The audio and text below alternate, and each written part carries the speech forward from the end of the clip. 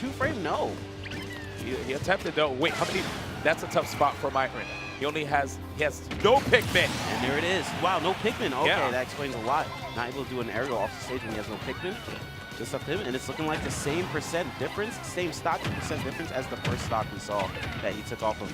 Okay. Ooh, yeah, it looked like Cosmos was definitely trying to close it out rather early.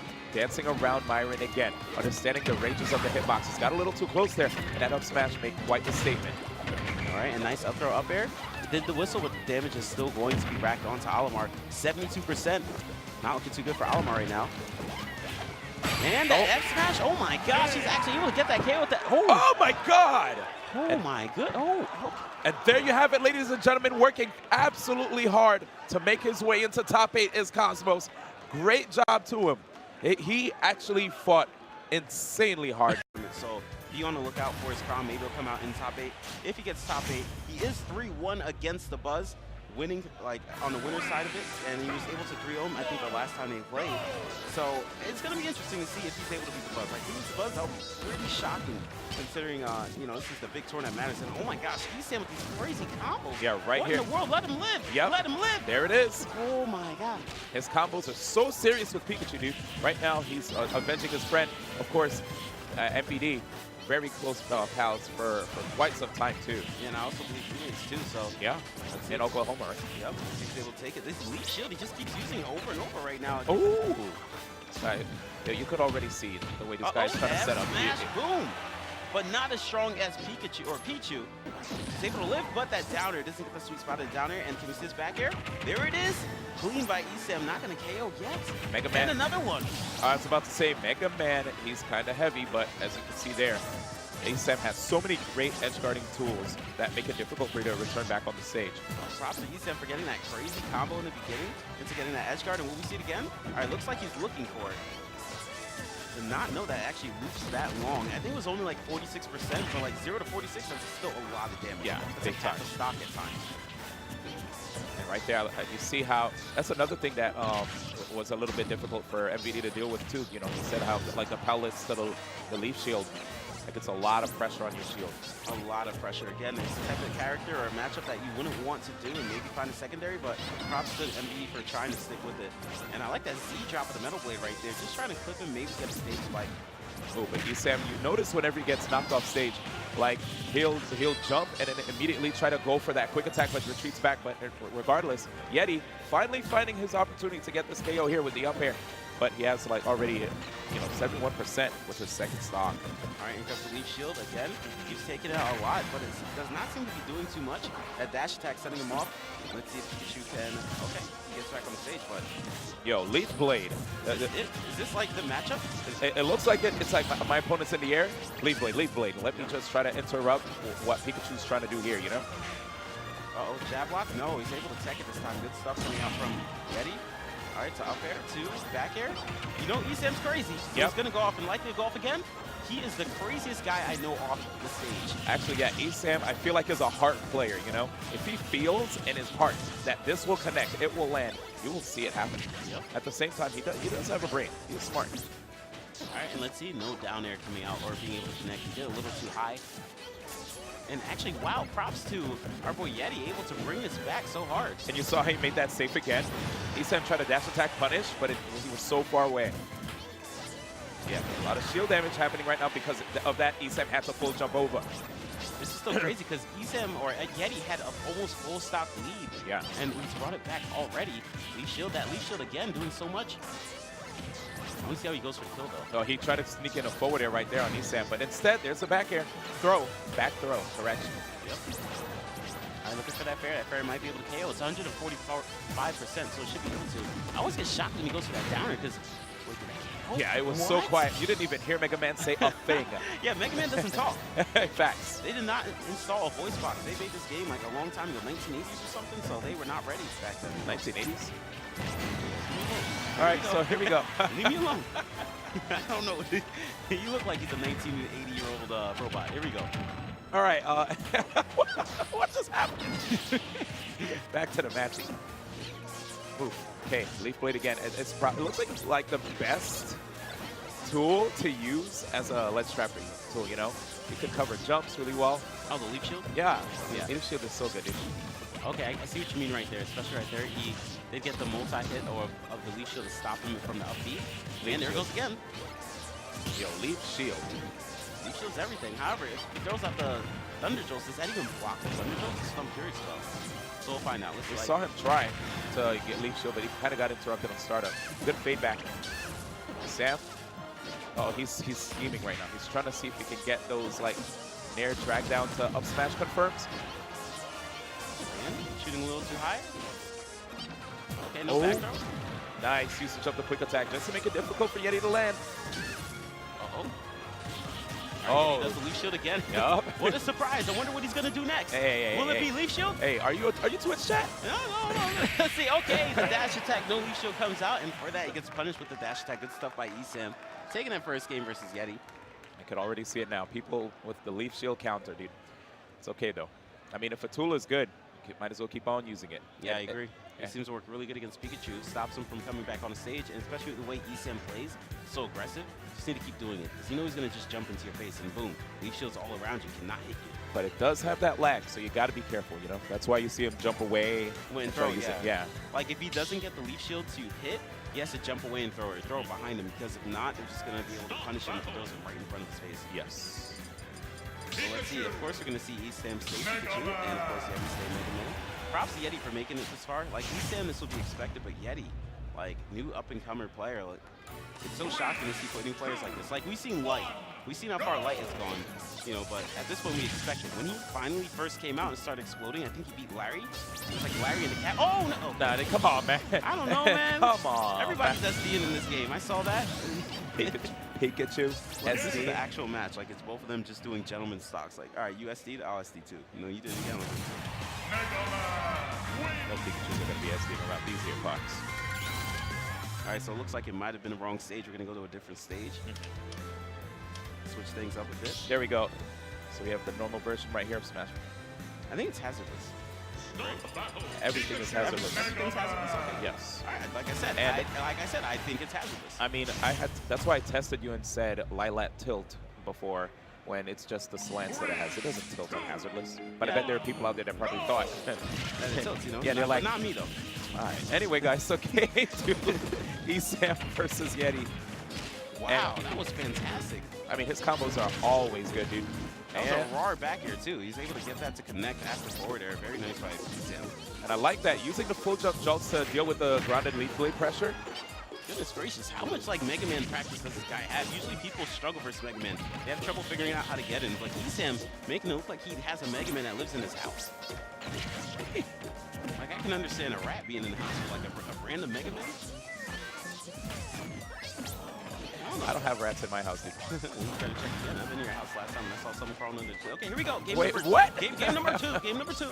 Never visited me. Yes, I did. I was there. And not where I live now. Yes, I did. Okay, here we go. But the beautiful dash attack. Actually, Didn't even go to the Smash Cypher. Anyway, so here we go. Leave me alone. A beautiful leaf shield. I feel like Pikachu's almost at that percent. Wow. Yeah, Pikachu was at that percent. Yeah. I was going to say, he's almost at that percent to get that back throw KO. However, he doesn't even need it with such great aerials.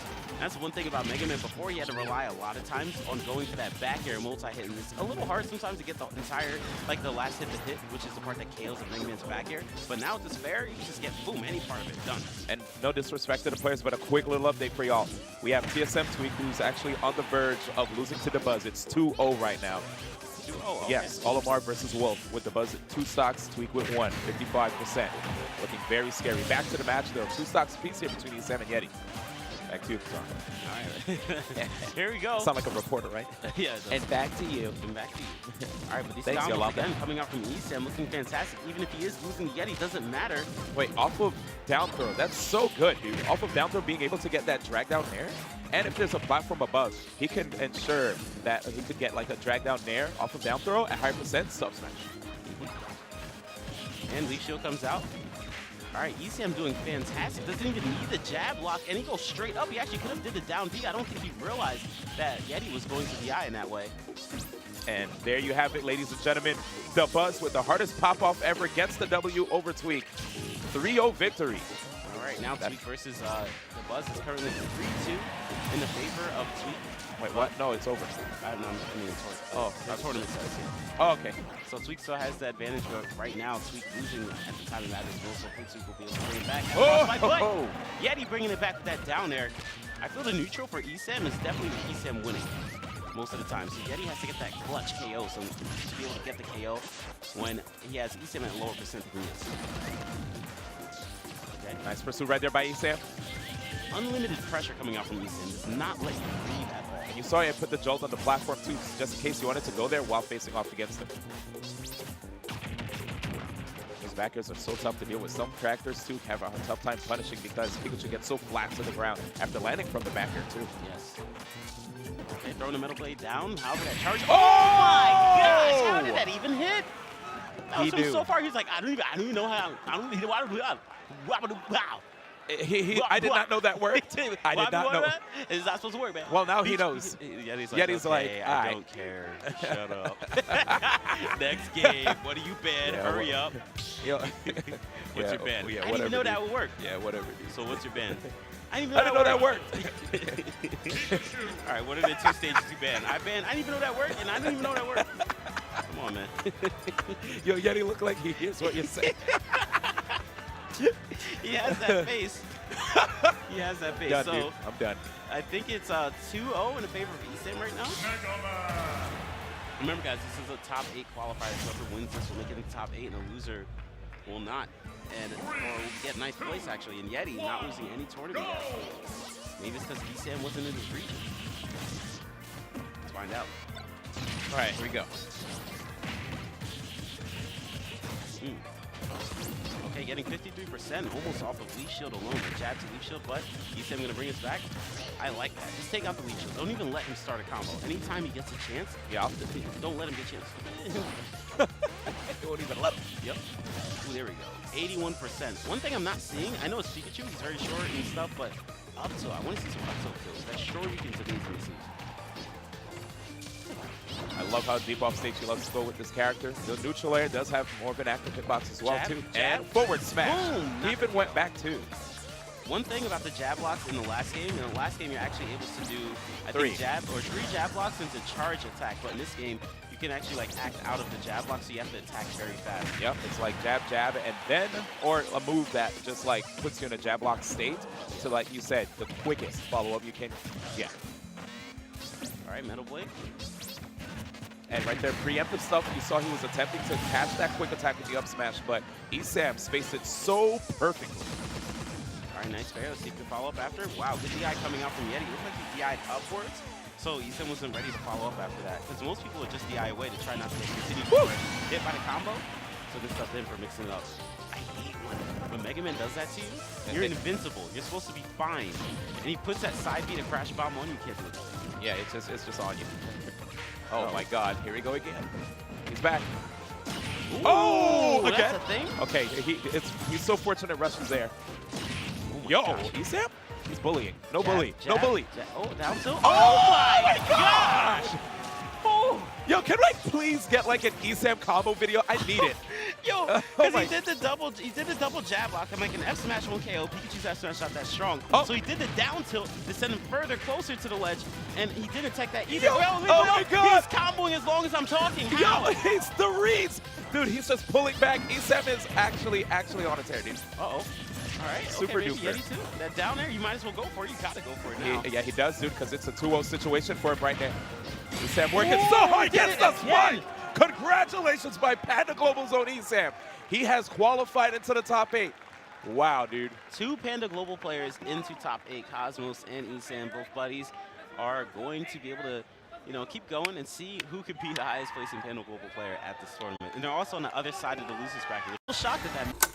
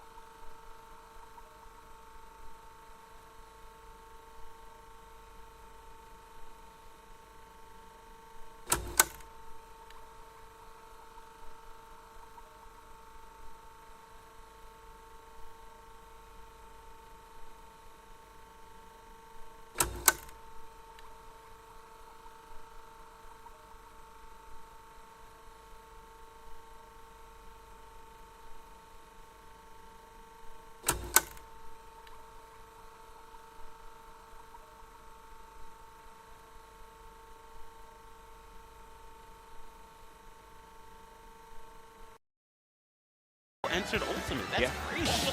Just saying, y'all. He might not be in anymore, and I know Armada's going to sit here and see this and go, all right, I'll get him next time. Armada's not going to give up on this, 100%. Mewtwo King, same thing. He had a hard bracket, but here we are. Game number 1. It's going to be actually Cosmos versus Myron. I think the winner of this makes it into top 8. Let's see. Or it says losers of round 12? Or what? What does that mean? Is that top 8 qualifier? Top 8 qualifier we have on stream here. And we have Myron from Florida versus Cosmos. And, you know, Myron has been actually putting in a lot of work. Another player who's actually really, really solid with Olimar right here, who I feel like not so many people are talking about. So him getting top 8 of Genesis would be a huge deal as well. Yep, I agree. And wow, Leffen is actually out of the tournament, losing game 5. Leffen, unfortunately, he loses a lot of game 5s in Ultimate. He's still doing a fantastic job, either getting 13th or 17th place at the score. But Myron right now looking really well. I know that Cosmos has lost to the Buzz pretty badly at the beginning of the game. Yeah, it was a long time ago, like December 7th or so. Not December 7th, but like the week after. However, Cosmos said if he has to fight the Buzz, this Olimar, he's really confident that he can beat him. So this is Myron we're talking about. Let's see if he can do the same thing as him. Cosmos right now is just doing a really good job of keeping that stage presence, and the moment I say that, I jinx him. But yeah, you know, sometimes you got to mix it up and go for those deep off-stage recoveries just to see what the opponent, you know, what are their machinations? What exactly are they thinking of trying to go for? Here it is. I want to see why he's so confident in this matchup now, because I know he definitely always had an Olimar problem, even in the last game. So what makes him say, hey, I got it this time, especially with a character like Inkling, who has a little bit of trouble dealing with characters that stay on the ground. However, you can get the roller. There's an example of it. And you can get the back air, which aims very low to the ground. Back air can deal with short characters. So because of that, Cosmos, you know, he has a lot of tools with this character that can actually hit short characters. So it's totally fine here. Random tip for people against roller, Armada actually taught us this, both of us this. If you get hit by an attack, let's say forward air or neutral air, and you get hit to the ground, a lot of people would try to tech it because, you know, usually it's bad to not tech. But if the Inkling rollers, they almost will 100% catch you if you decide to tech in place. So a lot of times you just shouldn't tech because it can't roll you while you're on the ground like Paul. So keep that in mind, guys. It's a beautiful, beautiful tip right there by Armada. Such a smart guy, man. Very, very smart guy, and that's why I know he'll make it far in Ultimate. 1,000%. Just give him some time. All right. And going off stage to try to get that fair. That's one thing I like that Cosmos is doing, really good at edge guarding. So he's almost always going to go off and try to do something like right there. But that up smash right there, catching the roll in from Cosmos. And now Cosmos is still looking not too bad here. He managed to get rollers multiple times before. And now you see Myron is respecting the range of the Inklings, just burst range, right? They have great attacks, especially that could KO. Forward throw. One thing I like that he's doing now. Oh my gosh, he actually got hit by that. Yeah, because I believe we saw Myron actually try to throw away the Pikmin there. Okay. But one thing I like that Cosmos does against Olimar, I feel like low-key is kind of a slow character. Like, up close, if you're just in his face, he can't really do anything. He's going to throw Pikmin. Like, I know he can F-smash, up-smash, but there's still some lag after those attacks. So if you just get up in Olimar's face, you're going to be scared. They're used to having a space. They're used to running away. And when they do get close, it's because they choose to, not because you make them or you get close to them. So if you do that, they're not going to know what to do. And again, Cosmos, one of the most aggressive Ultimate players I've seen. So he's going to be all up in his face, just giving no space at all. That's it. Alrighty, Cosmos versus Myron right here in game 2. Yo, I'm telling you, man, the quality of the matches have been getting better and better here at Genesis 6. And I'm very, very happy that we got to be together here too. One penguin out, dude. One penguin is out. Will the next one be out? Technically, which penguin dropped? Leffen. This lost 2-1 to Yeti, or 3-2 to Yeti. Okay. And now Tweek has to face Bluetooth. Let's see what happens. All right, back to the match. We have Cosmos versus Myron here on Battlefield. And you see Myron trying to see if he can just follow the pressure with these Pikmin tosses here. Ooh, okay. All right, going off stage with the dare. And I get it too, knowing that a lot of times you can delay your recovery with the Inklings. Yes. Because of the fact that you have such great vertical distance. Okay, that's so smart by Cosmos. You have him in the corner, get all that extra damage. Oh my gosh. And Cosmos is looking for a third back air too, because again, Inkling, one of the best recoveries in the game. A lot of times you can up B from any part of the stage without second jump and still be able to make it back. Oh my gosh! These F smashes that he was trying to get on Sam Soar seem to be working right about now. Myron having a little bit of trouble blocking a lot of things Cosmos wants to do. Yeah, these reads that you were talking about, he's ridiculous with them. Ooh, okay. Shield's not looking good. Pressure. He has to go. But there it is. Myron setting up for the KO throw with the up.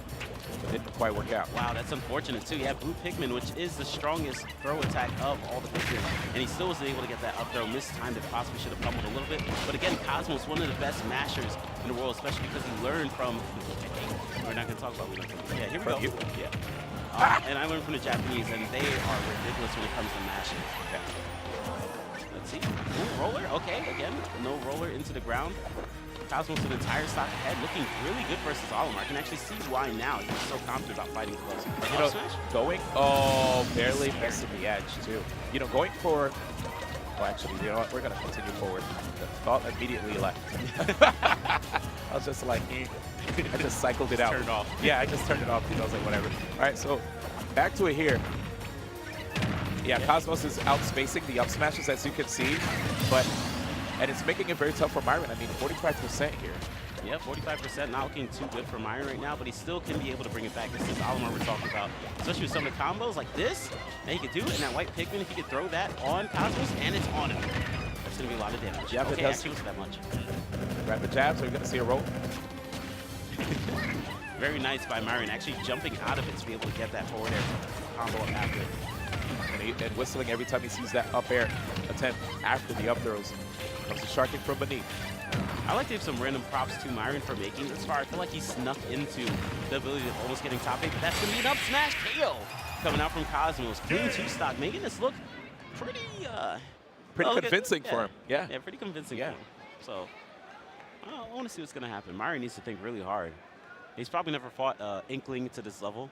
I feel like I always wanted to say that I think Cosmos is the best Inkling and top 10 in the world, but his results weren't showing it before. Yeah. So this might be the first time we actually might see an Inkling in top 8, because people are like, I thought Inkling's really good, Armada. What happened, man? I don't see Inkling in top 8 or anything, man. But this might be the chance to have an Inkling in top 8, especially since he's up 2-0, and that was a 2 stock last time. All right, so a game 3 situation for Cosmos to make it into top 8? Yep, into top 8. Okay, yeah, well, I'll tell you right now, man, Myron definitely deserves that respect for making it that far in the bracket. Yeah, I still think he might have a chance to be able to take it. Over the left. Here we go, game number 3. Cosmos up 2-0 against Myron. Winner of this gets into top 8. Loser places 9th place at Genesis. One thing that's unfortunate about getting 9th place is you don't place in the money. Only top 8 gets the money. There's over 2,000 entries. Yep. So that's a lot of, hey, that's a whole lot. I think it's like a $20,000 prize pool.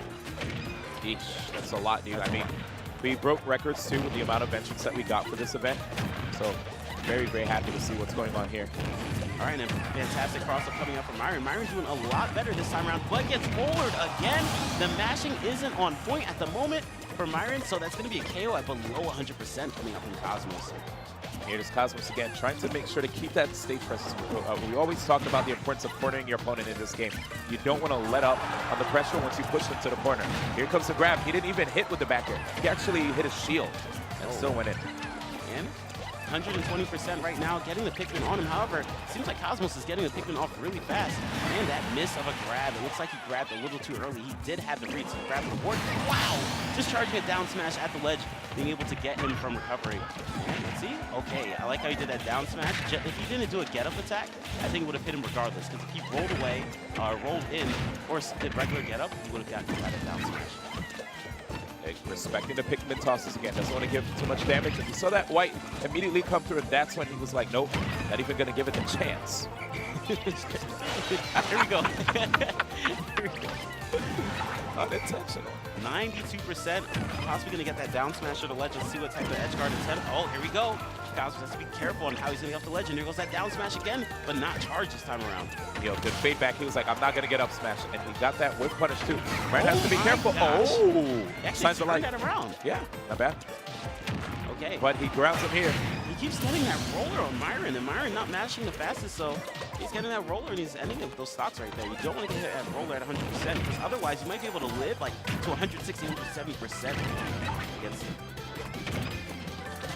It's true, forcing the Inklings to have to use things like KO throws and just like getting you off stage and using off stage edge guards. But Myron striking back, 0% still unanswered right here. You know what's funny? This actually reminds me of when Cosmos fought Nairo, and Cosmos was up 2-0, and then he lost 2 games in a row. What if that happens again? It can happen, dude. I've seen reverse 3-0s happen a lot. That is true, and there goes a nice F smash coming out from Myron to be able to take that game. So now it's currently 2-1 in the favor of Cosmos. Cosmos still looking pretty good. Now it's his counterpick stage choice, so that's going to be rough for our boy Myron. So far, I have to put a lot of respect on Myron's name, right? Because at this event, he's going to win on Big D, Wadi, K9S Bruce, and even Prodigy. Prodigy is the player who beat Dark Wizzy, who beat Foe, who beat I'm Hip, who beat Rain. This is an incredibly insane... Who is Prodigy? Well, we won't get the opportunity to see him on this broadcast as Myron was able to stop his impressive, like, super sick losers run. That's crazy that you can make it so far in a Genesis bracket and, like, not even get that much, like, stage time. You know? Yeah. Like, he got so far. Might have been, like, 17th or 13th place. He did all of that. And, you know, maybe next time, Prodigy. I believe it's like if you stay in winners, that's where you get more of the stream time, unless he was on the other stream. Not too sure. True. He probably might have been on the secondary broadcast. Yep. But we have Inkling versus Olimar happening again. The run back on game 4. One of my favorite matchups in the world to see. Oh, why is that, Katara? Okay. There we go. Pokemon Stadium. Wait, what song's playing? Oh, wait, I didn't block. Oh, Pikmin. Pikmin, we're already out. Wow. Got it. Interesting. Okay, Pikmin actually helped him block that. Very good stuff by Myron. Doing way better this time around. Cosmos needs to put back on that pressure, and here it is. I like that. He's able to get these like back airs into grabs that we weren't seeing when he had to fight against Samsora, because Samsora is just so good at avoiding getting hit by any back air in general. And wow, Myron's really going for these charged down smashes at the ledge. He was only at 46%. I wonder what he was expecting, like maybe bad DI? Crazy. Well, here comes the roller. This time it's not working. Uh-oh. Okay, and Myron looking really scared, actually just sitting there, dropping shield, letting go shield over and over. Smash. I like the mix-up on the aerial pressure that we have been seeing. Good call by Myron. Okay, so he sees the blatant roller usage by Cosmos, but forcing him to have to use a forward smash. Oh my gosh, that was so much damage on shield. Good stuff like Cosmos for not staying scared and staying in shield, because it either would have broken or shield or poke if he had kept the shield up. And why does he keep doing that? I thought he back aired him though. Exactly, that's the second time I've seen that happen, where Cosmos goes off stage to try to get a hit on Olimar. He's like, oh, he's just Olimar hanging out there. No, Olimar has pretty good recovery too. It's really slow, but he can recover from a lot of places. Setting up with the back air again. Myron, I thought he grabbed the edge the first time. Back throw? Oh. Ooh, that was almost a back air right there. It looked like he did not believe in it though, so he hung back a little too hard. He could not get that back air in there. But forward air, now he's gonna run off the stage and go for something crazy. Okay, and the Pikmin right there setting it off. Back throw opportunity. Myron sees it coming in that spot dodge. All right, nice back air. One good thing about Inkling, almost all of, or actually all the aerials are KO attacks. Like, it might be a higher percentage, but if you get them towards the ledge and you do any arrow, yeah, you'll definitely send him straight into the blast zone here. And again, Cosmos, see the back air. He gets the confirmation, is able to keep on catching up to Myron, regardless of how great he is when it comes to his zoning with Olimar. The combos from the Inklings are just so great. Wow, did you neutral air? Wow! Back air. This Inkling schmooping. Yeah, to be honest, he be schmooping, bro. Hey, yo, he be schmooping. All right, but here we go. Let's see if we get that roller. No. Olimar's jumping around a lot compared to before. Usually he just stays on the ground 100% though. And remember, one of the reasons that Cosmos did get a lot of the stocks earlier, game matches, was because he kept getting roller. Right now, Myron not getting hit by anything. So let's see if Cosmos will go for it again, because he knows that he got it to work before. Might as well try to get it to work another time. Exactly. All right, and roller. No roller coming out. Forward air though, gave him the stage that he wanted. Down tilt. I like that, just to put Cosmos in a precarious situation.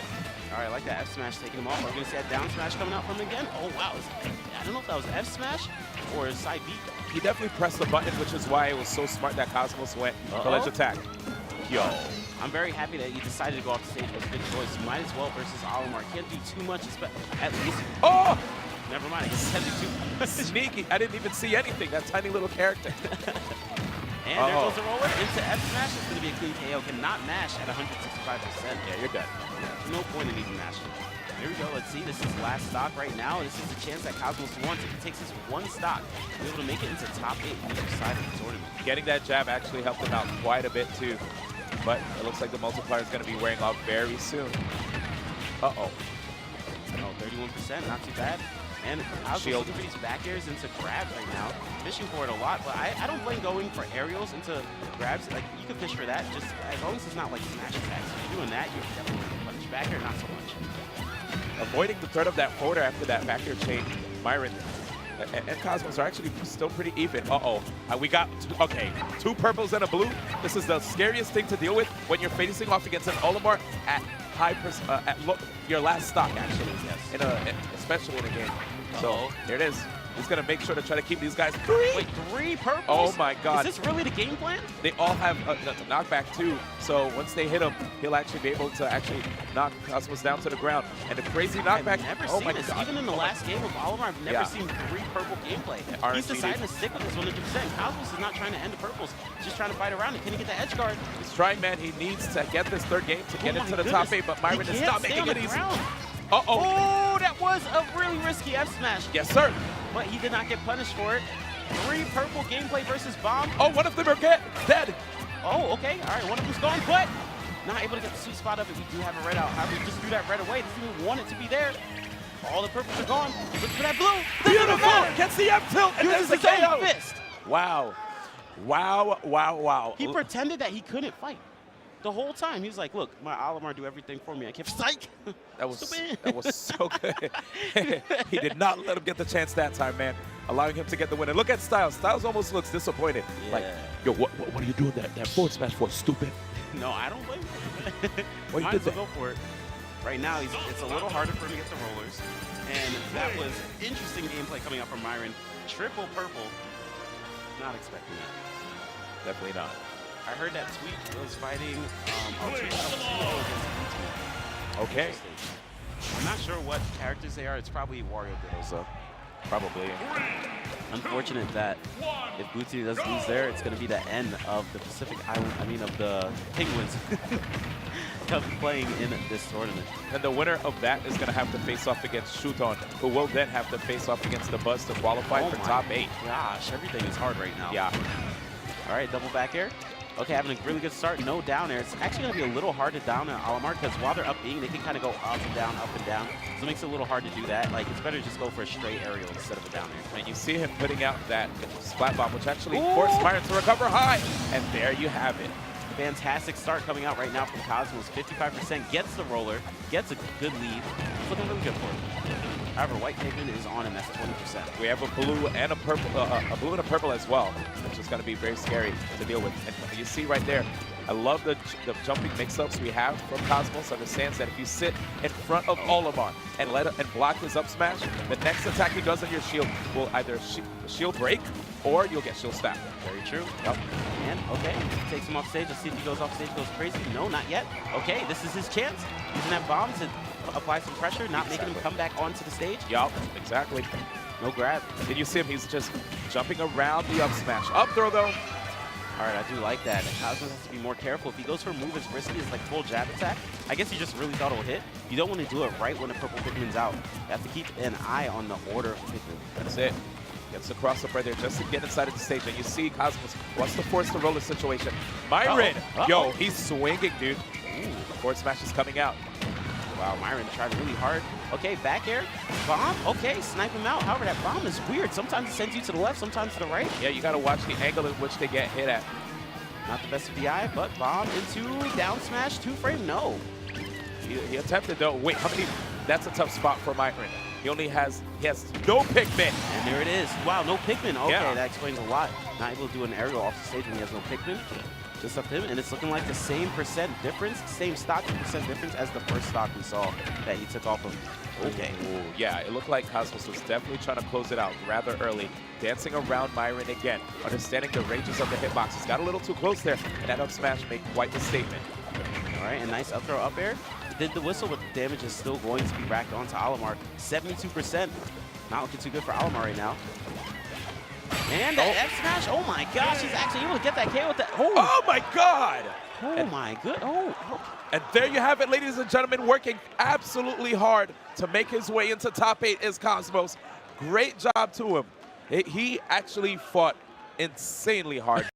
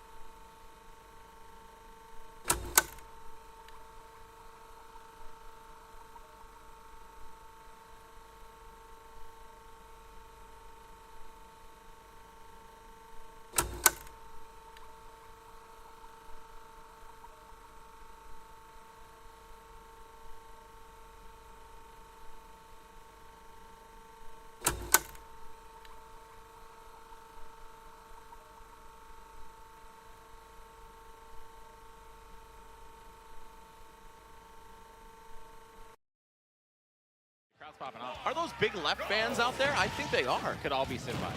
Oh, that's true. Only Senpai. Sounds like multiple people is actually just her. We got every Senpai from the multiverse in the crowd cheering for Wadi. Three, and I just didn't realize how good Ivysaur was. Yeah, man, at the mid% rate. Oh, jeez, Leffen already staking a claim that he's here to play in Ultimate, man. Wadi, Rob, not a character he has ever had to deal with in Melee.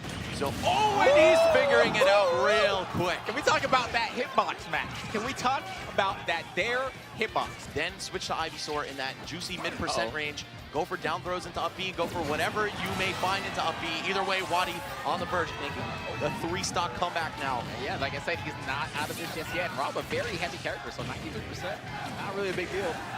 Much like Rob's own laser, it doesn't stop once it makes contact. We got ourselves a game, dude. You know, Ivysaur quickly approaching that KO percent. Charizard, of course, gonna be a little bit heavier, but that falling bear, no, he won't survive. I think the jump may have killed Wadi there. Leffen's Charizard is very underdeveloped compared to his Squirtle, and especially the Ivysaur. Oh, is that gonna actually do it? Yes, it will. Yeah, what a punish, man. Doesn't even have to go off stage at all. Oh yeah, I'm expecting like instant switch to Ivysaur here. Again, I'm gonna look for probably, oh yeah, it's a Razor Leaf to either an up B or an up air, but doesn't even need it, man. Wadi hesitating on the edge. Great way to shake some pressure, but Wadi bringing it to Leffen in spades right now. He's got the gyro, he's got the lasers, and there we go. Snipe. A beautiful snipe. Leffen gonna send it back, but it's still present. And yes, getting one extra jump with Charizard, the Flare Blitz. Flare Blitz, the final gambits, like you were talking about. But he's gonna need another one of those heavy hits, probably a forward air shields they're looking for. No! Woo! Wadi jumping right over that forward tilt, and you know that could have been disastrous if he was off by just a few frames. Taking a lot of free damage here with the flamethrower off stage. Oh man, this is it. Levin's taking this momentum, he's running with it. You know, 130, 150 now, probably doesn't care at all. He's Oh my punish. Yeah, what a punish. What a punish. Side B for side B, and I'm surprised we're still seeing the Zard out here. Maybe he just wants to take some chip damage, or not even chip damage. Charizard hits so hard. I think he wants 3-stock, that's what he wants. He's not gonna get it. Yep. Spawn, which I think was his rationale. Just hit him nice and chunky with Zard, then you get the Squirtle anyway, and now here comes Ivysaur. Forward air through the platform. These hitboxes, man. We gotta talk about these Ivysaur hitboxes. We don't. We shouldn't. I don't think it would make for very meaningful discourse. Yeah. All right, things are not looking good at all for Wadi, but you know, we saw him almost do it in the first match. See if he do it again. He's using a lot of gas to recover here. Does not want to get hit on one of these down airs. You see him kind of psyching Leffen out. A bit of a game of chicken there. Wadi gonna win it. Already working Leffen to 83%. We could see him in the midst of another huge comeback, but no. Did you see that? Did you see Pokemon Trainer's face? Like, yo, damn, Charizard? For real? This is the double grab. Doesn't get punished though. Honestly, getting away with a lot of these drops on the edge up B is a re-grab. Like, uh-oh, that down tilt. Another to follow. Oh, and Leffen, he knew. What? So aware of the spacing there. And now he's just using the edge. the pullback from the forward smash. What a genius, dude. What a G. Oh, okay. The up smash was coming for sure. Yeah, I thought up smash, maybe up air. But either way, Squirtle, lightest Pokemon in the lineup, going to come out, and Ivysaur reeling right into the gyro. The bane of Leffen's existence. He lost so many stocks to these gyros offstage, specifically with Ivysaur too. In all honesty, his recovery is kind of predictable. Oh, big damage coming from Squirtle. He tried to pull out that gyro, took some big damage because it was already on the stage. Blasted to the neutral air, barely coming in. Leffen's always out for blood, man. Instant dare, you know, trying to catch that jump from the edge or anything. Reminding you that he is not a Smash 4 player. Going for these edge guards. Yeah, there it is again. I told you, man. Always out for blood. Always out for blood with those down airs and finally connecting it and taking the stop over, or taking the set over Wadi. This is nuts, dude.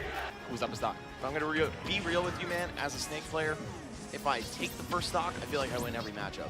If I lose the first stock, I feel like I lose every matchup. Yeah, there's a lot of characters like that, honestly, but Snake looking like the biggest example right now.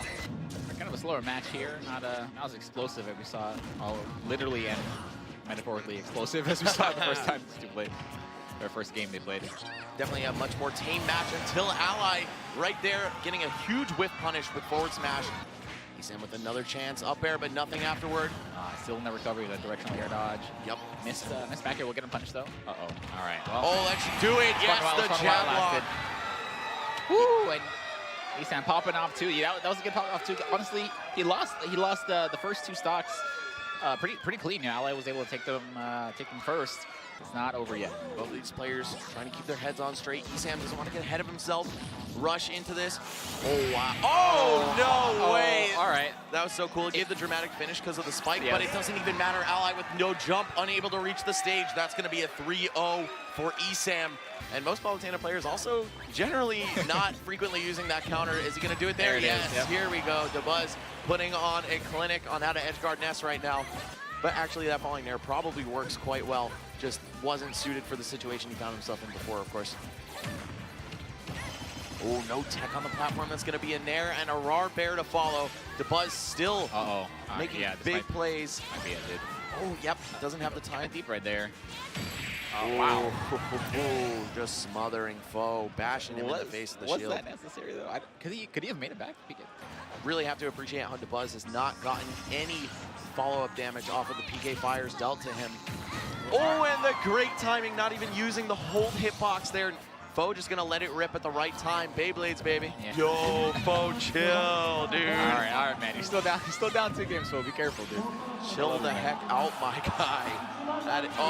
This no. could be the end. No, it's gonna be the end of Dabuz instead. All right. Is truly an emergency tactic. He used every single thing in his arsenal to get back to that stage without getting punished for that regrab. 144 though, finally getting 9% on Dabuz, but it's not gonna matter as Dabuz will take it. 3-1 over Foe. He fought his heart out, man. He fought his heart out. That's the thing about Inkling, man. You know, not everything is a real combo, but it's really easy to get hit by this character multiple times in a row. Without, you know, you just make one mistake, didn't air dodge like you might have wanted to. Ooh. And with a stock lead, this character gets that much more dangerous. No longer do you need to force your way in. With the small buttons, you can just use your movement to avoid. But again, though, this matchup was looking a lot better. I do like the Lucina switch here, and I hope they stay with Lucina no matter what happens after this game. Oh, He's already bringing it back, dude. Keeps pushing him out. Okay, Cosmos going to take the high road back onto the stage. He's still kicking, but Nairo might have something to say about it if he doesn't get up aired here. Oh, no. Cosmos doing a great job of holding on to the stage control. He's not really letting Nairo play. What? Oh, dude, he was right there. Just not enough range on the magnet hands. Yeah, right? Yeah, right. That is still a hazard if I've ever seen one. Oh, across the stage is not going to be enough. Nairo counting his blessings right there. Oh, don't see a lot of Trump attempts in this game, honestly. Wow, Dance Split. Yep, Dance Split's going to do it. Very strong in this game. Of course, Lucina doesn't even need a tipper at all. In order to turn that into forward smash, maybe the foot launching hitbox of up smash could have closed that one out for Nairo. You know, I was just about to say, haven't seen a lot of splat rollers coming out from Cosmos, but the one time he tries it, he loses stock for that. Nairo now up, I think for the first time in this set. Nice. Wow, Footstool is going to get him a little bit of height on that up B. I don't think he was ready for that. Probably just wanted the edge, but not a bad situation to find himself in, landing on that platform. And the air dodge read goes through for Nairo. Gonna bring this to the 5th and final game. Big damage coming out from him. It's unfortunate. Inkling at low percents. Very reminiscent of Diddy Kong. Will do a lot of damage to it. I was gonna my say. gosh! I saw the tweet earlier. Someone charging a smash attack. Let me fall into it. Is exactly what just happened. You know, you hate to see that kind of thing happen, but you can't even say you haven't done it yourself. DC, I swear on everything that just before Nairo did that, I was gonna say he's playing such a high knockback character in Lucina. He could very easily make this one back. No jump from Cosmos, but he slipped back down to the ground. Again, these neutral air dodges, directional air dodges, both serious money makers for him. Oh, but Nairo, so ambitious. Oh my, Nairo, the momentum. Nairo looking and feeling confident. Cosmos not out. This is it. Wow! The forward hitbox of up smash. Up air. Oh my goodness. And there goes the battle. The confidence to throw out the up air and the forward hitbox of up air. We'll take it. Nairo playing out of his mind to run that one back, but could not do it in the end. Cosmos, wow, what a great set between two amazing players, and that was just, dude, the last stocks, man, always got me on the edge of my seat, dude. Dude, Void's crazy going for these firewall kills off where stage. the back airs? I thought the back air was coming out for sure right there. I don't think you can kill off the throw here. Nope, only back throw will do it, and you need your back facing the edge. Void, you're nuts! You're nuts! He's nuts. But it worked out, and that's what really matters. I don't know what he's thinking.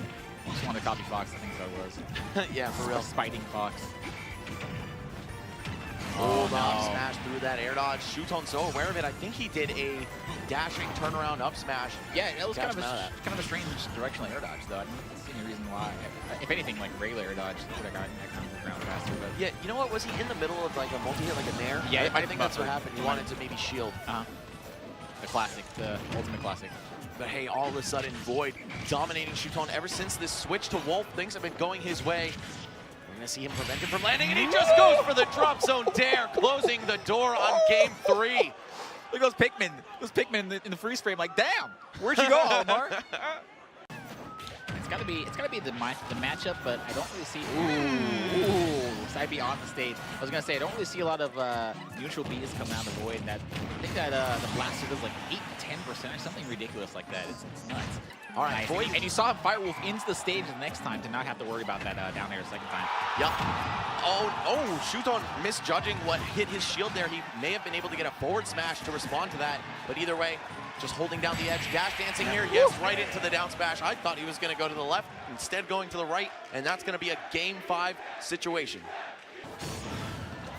Doesn't get the hitbox he was Yes, looking for, he but wow, did. forward air off stage and will even out these stocks. And they're definitely both out for blood. Both players want to move on in this winner's bracket.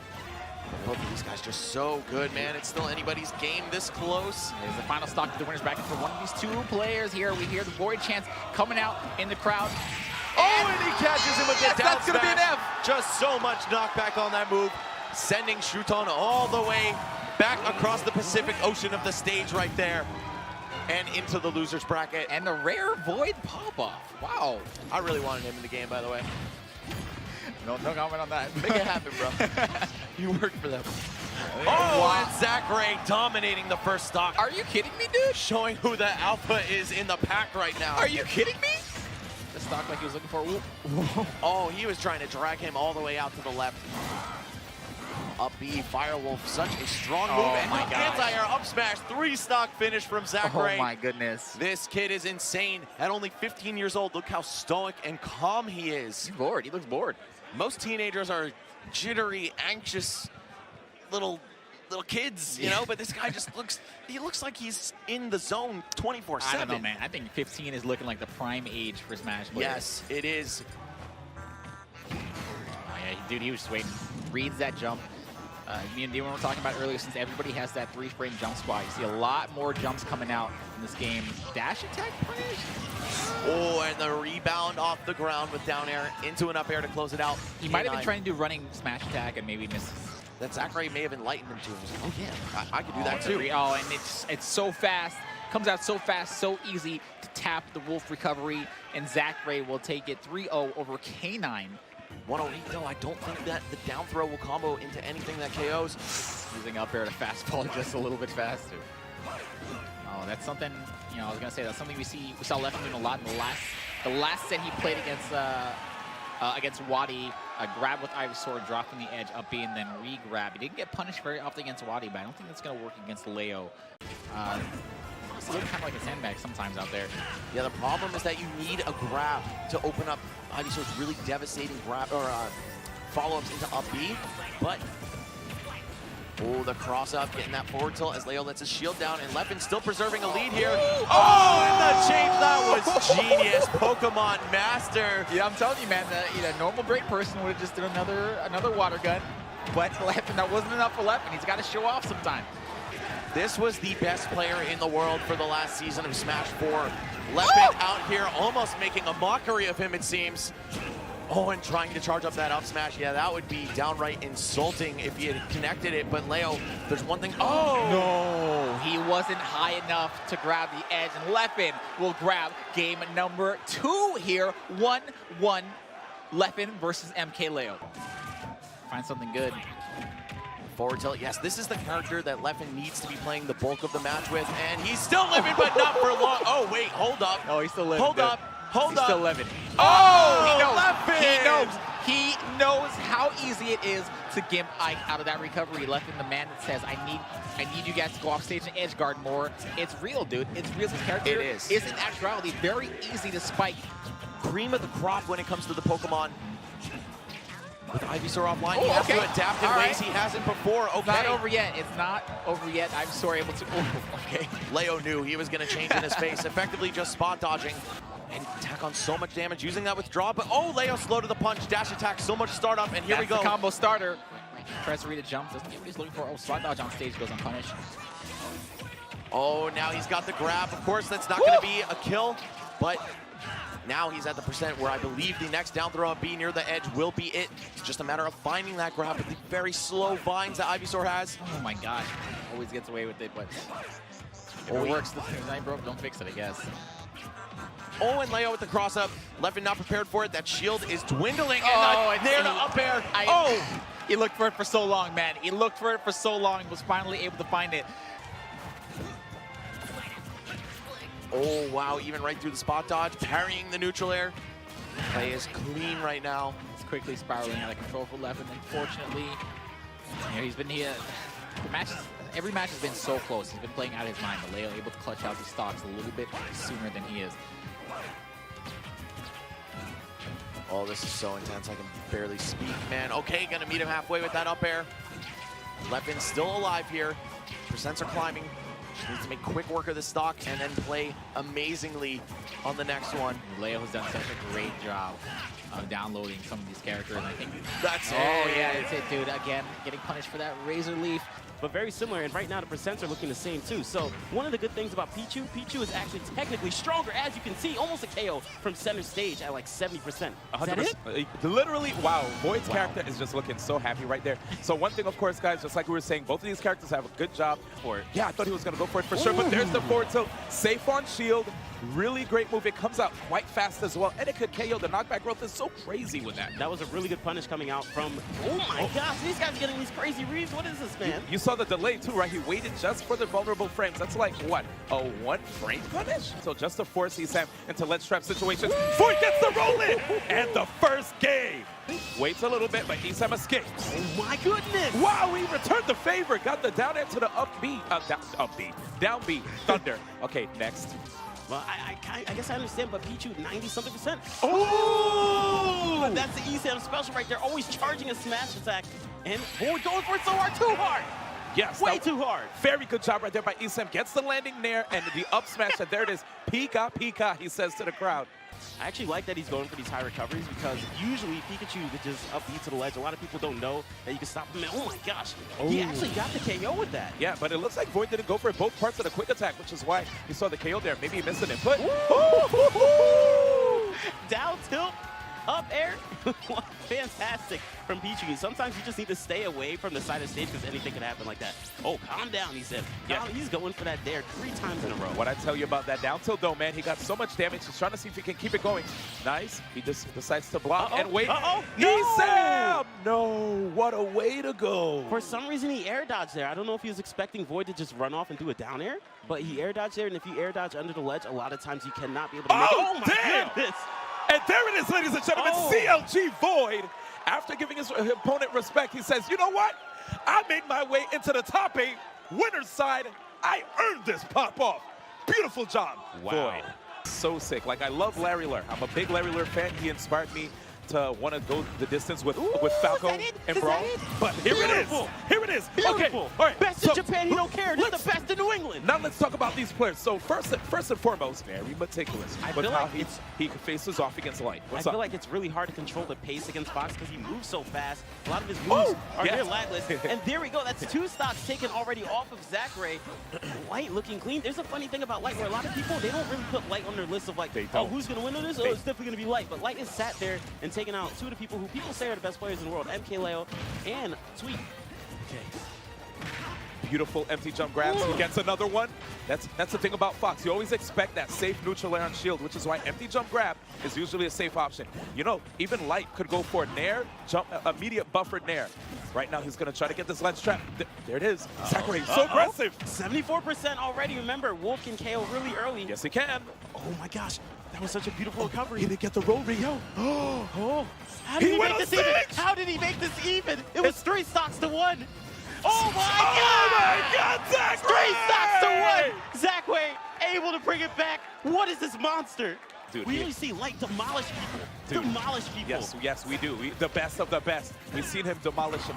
Oh my Three stops to God. one. Wait, can Light do it back? When I was talking to Hungrybox, he was like, hey, dude, how old is he? I was like, I heard like 14 or 16. All right, he's 15.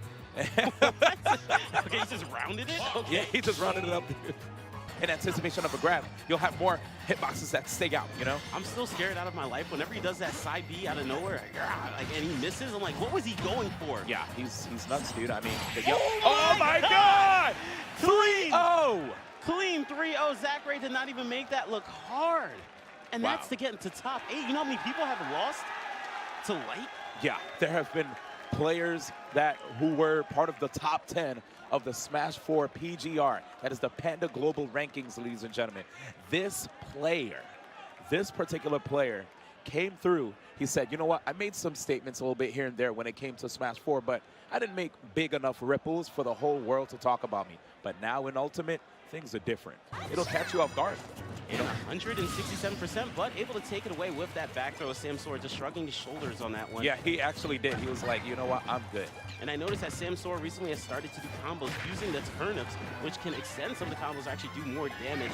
And using the turnip to edge guard, Oh, Trying to see if it can work, but there's the forward air, gets that KO. And again, I have to say, Kitaro, Inkling versus Peach. I think it's tough. I think it's a little bit tough for the Inklings, man. Okay, these backers coming out. You always see these canceled out backers. He usually does it to get the KO, but he's doing it in neutral. Ooh. Oh, that was a perfect punish right there. Catch that forward air, landing right there in front of him, and Cosmo seeing the up smash out of shield opportunity so that you could get your standing one instead. All right, and I like that. Cosmo is very well known for just landing on the ground instead of doing an arrow and then doing something. But here comes the Peach combos. Oh, wow, showing us that this matchup is definitely doable. You have to, there it is again, the spacing with the backers. He wants to push Samsora to the corner, but Samsora crosses him up with the roll here. But no dash attack catch, makes it landing. To forward air, that's going to not be it. Wow, Actually.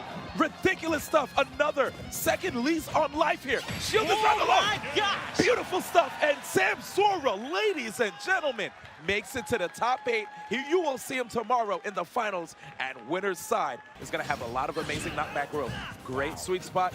We could see a back throw KO very soon, but MKLeo is going to play very safe here. You see the back airs. The Buzz is going for it a little too hard. I like that explosive flame to stop Ike from charging that Inferno right there.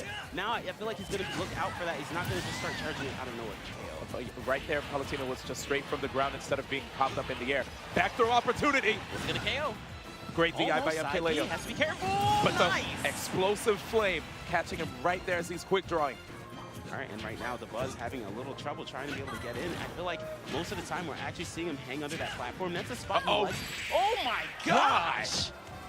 What? That was beautiful right there, man. MKLeo's conversions are so good. Probably the best out of any Ike we've have yet to see. He actually tried to reset it right there too, and this amazing Tomahawk coming out from Leo. Leo just needs one neutral air, and That's that's it. gonna be it. Great job right there by MKLeo, getting the Buzz, actually sending the Buzz to the lower bracket and putting himself in the winner's semi-side to face off against Samsora at Genesis 6 tomorrow on Finals Day. Oh, wow. And I like how he tried to see if he can send Captain Zack on the plat with that back throw, but instead Captain Zack just gets him with the up smash, which is still so strong. Okay, do you have these? Do you have these?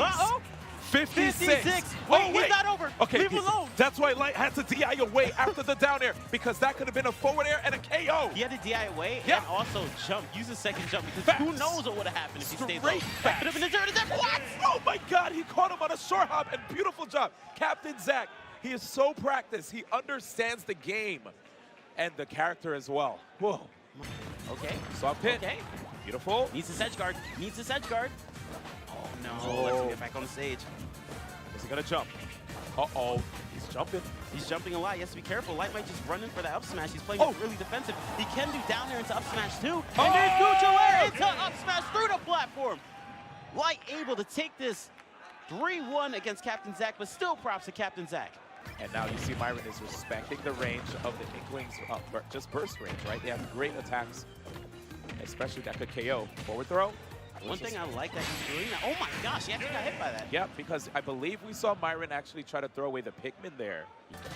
It's true, forcing the Inklings to have to use things like KO throws and you know, just like getting you off stage and using off stage edge guards. But Myron striking back, 0% still unanswered right here. You know what's funny? This actually reminds me of when Cosmos fought Nairo, and Cosmos was up 2-0, and then he lost 2 games in a row. What if that happens again? It can happen, dude. I've seen reverse 3-0s happen a lot. That is true, and there goes a nice F smash coming out from Myron to be able to take that game. Okay. Ooh, yeah, it looked like Cosmos was definitely trying to close it out rather early. Dancing around Myron again, understanding the ranges of the hitboxes. Got a little too close there, and that up smash made quite the statement. All right, a nice up throw up air. Did the whistle, but the damage is still going to be racked onto Olimar. 72%. Not looking too good for Olimar right now. And the F smash. Oh my gosh, he's actually able to get that KO with that. Oh my God! Oh my good. Oh. And there you have it, ladies and gentlemen, working absolutely hard to make his way into top 8 is Cosmos. Great job to him. He actually fought insanely hard, dude. I think he gave himself a headache after that. Fell to the ground. Mega Man's still good, and that's the one thing that he cannot do in the new patch. Oh, you know what? I think he would still play the character, to be honest. This is a really good matchup for Mega Man. I think it's definitely a winning matchup for. Oh! Got him with the tornado hurdle. That was crazy. Oh my gosh. All right, MVD actually doing pretty good right now. All right, getting back thrown off. Wow, he actually died from that. It makes me wonder how the blast zones are on Castle Siege. I'm pretty sure they're normal, like the other stages. Maybe they might be shorter. Ooh, and he could have gotten a neutral air there, but you saw the interception by Yeti. Wow, this stage is really good for MVD. That's it. Yeah, dude.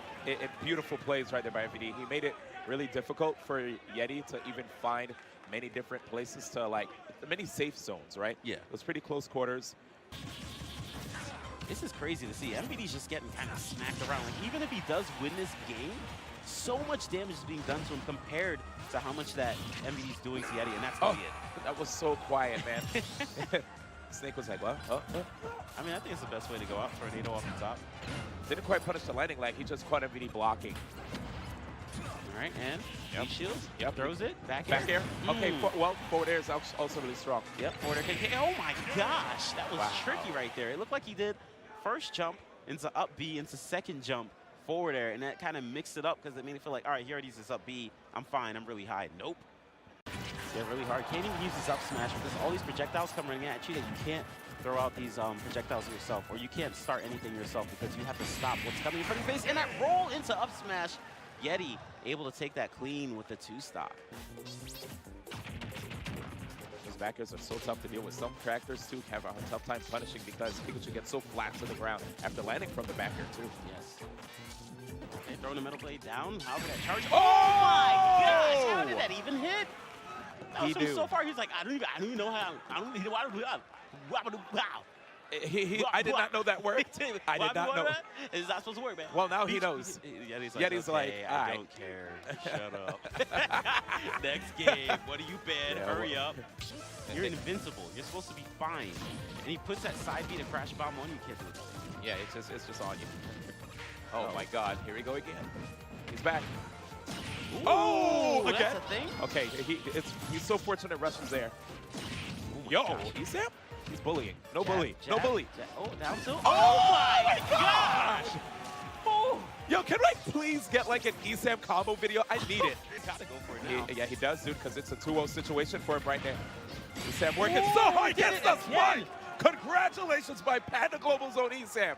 He has qualified into the top 8. Wow, dude.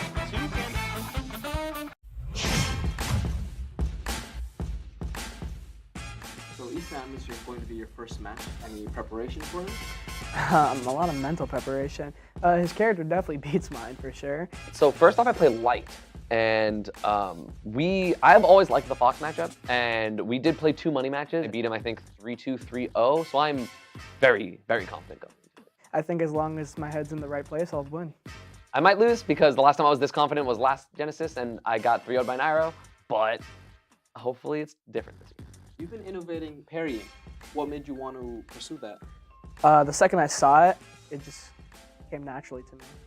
Like, I just saw it, and I'm like, everyone's trying to figure out how to do it. But for me, it's just a click of a button. Who else are you playing? Talk about me. I'm godlike. I'm nice as hell at this game. Pikachu, busted. Pikachu, busted. Nice. I'm nice.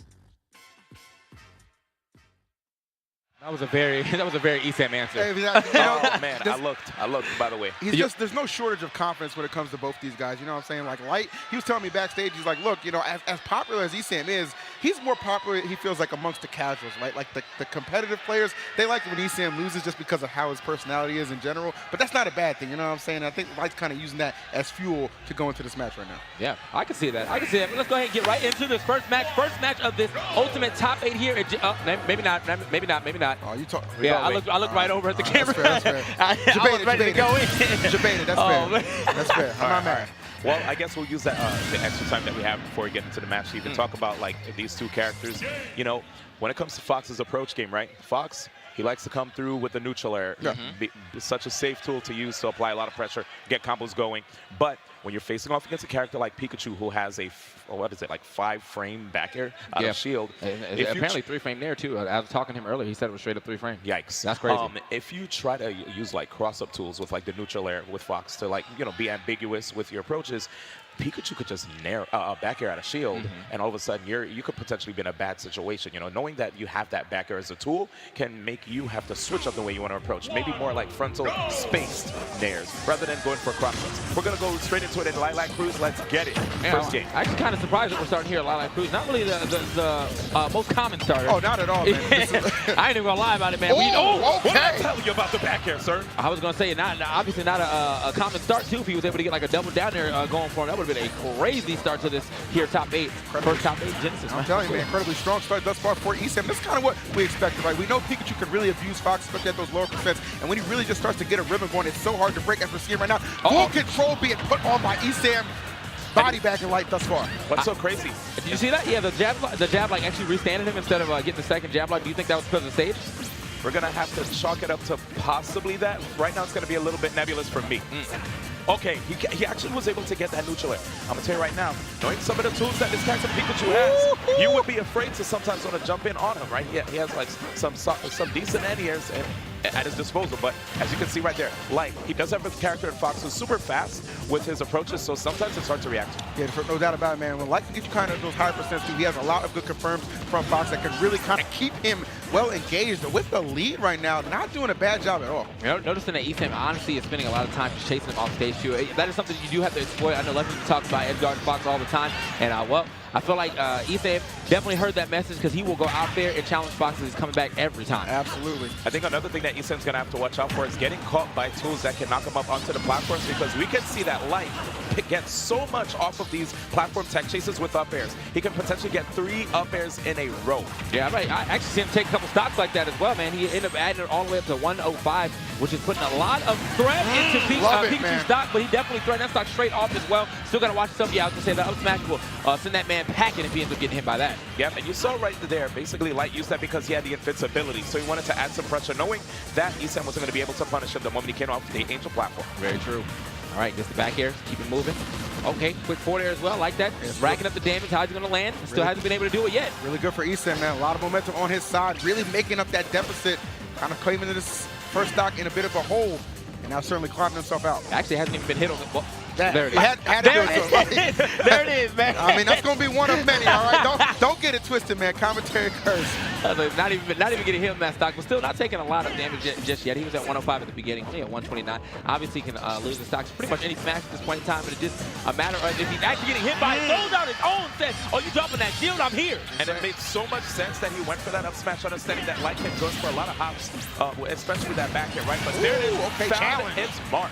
Absolutely, man. Got to challenge those things, not shying away at all. This is about as even as I kind of expected between these two guys. I know ESAM was talking about how he beat him in 2 money matches on Friday, but this is a whole nother stage, my man. There's going to be different responses. It's crazy that they end up playing on Friday and now have to play right here. I know that was probably exactly what both of them were thinking as they looked at the bracket and saw who's playing next. That's data, man. That's the old Saber, man. I get that money match in, and then when it comes time to get you in that top 8, I know exactly what I'm doing. Exactly, and here it is, going in with the dash attack, but Light's in a bad spot here.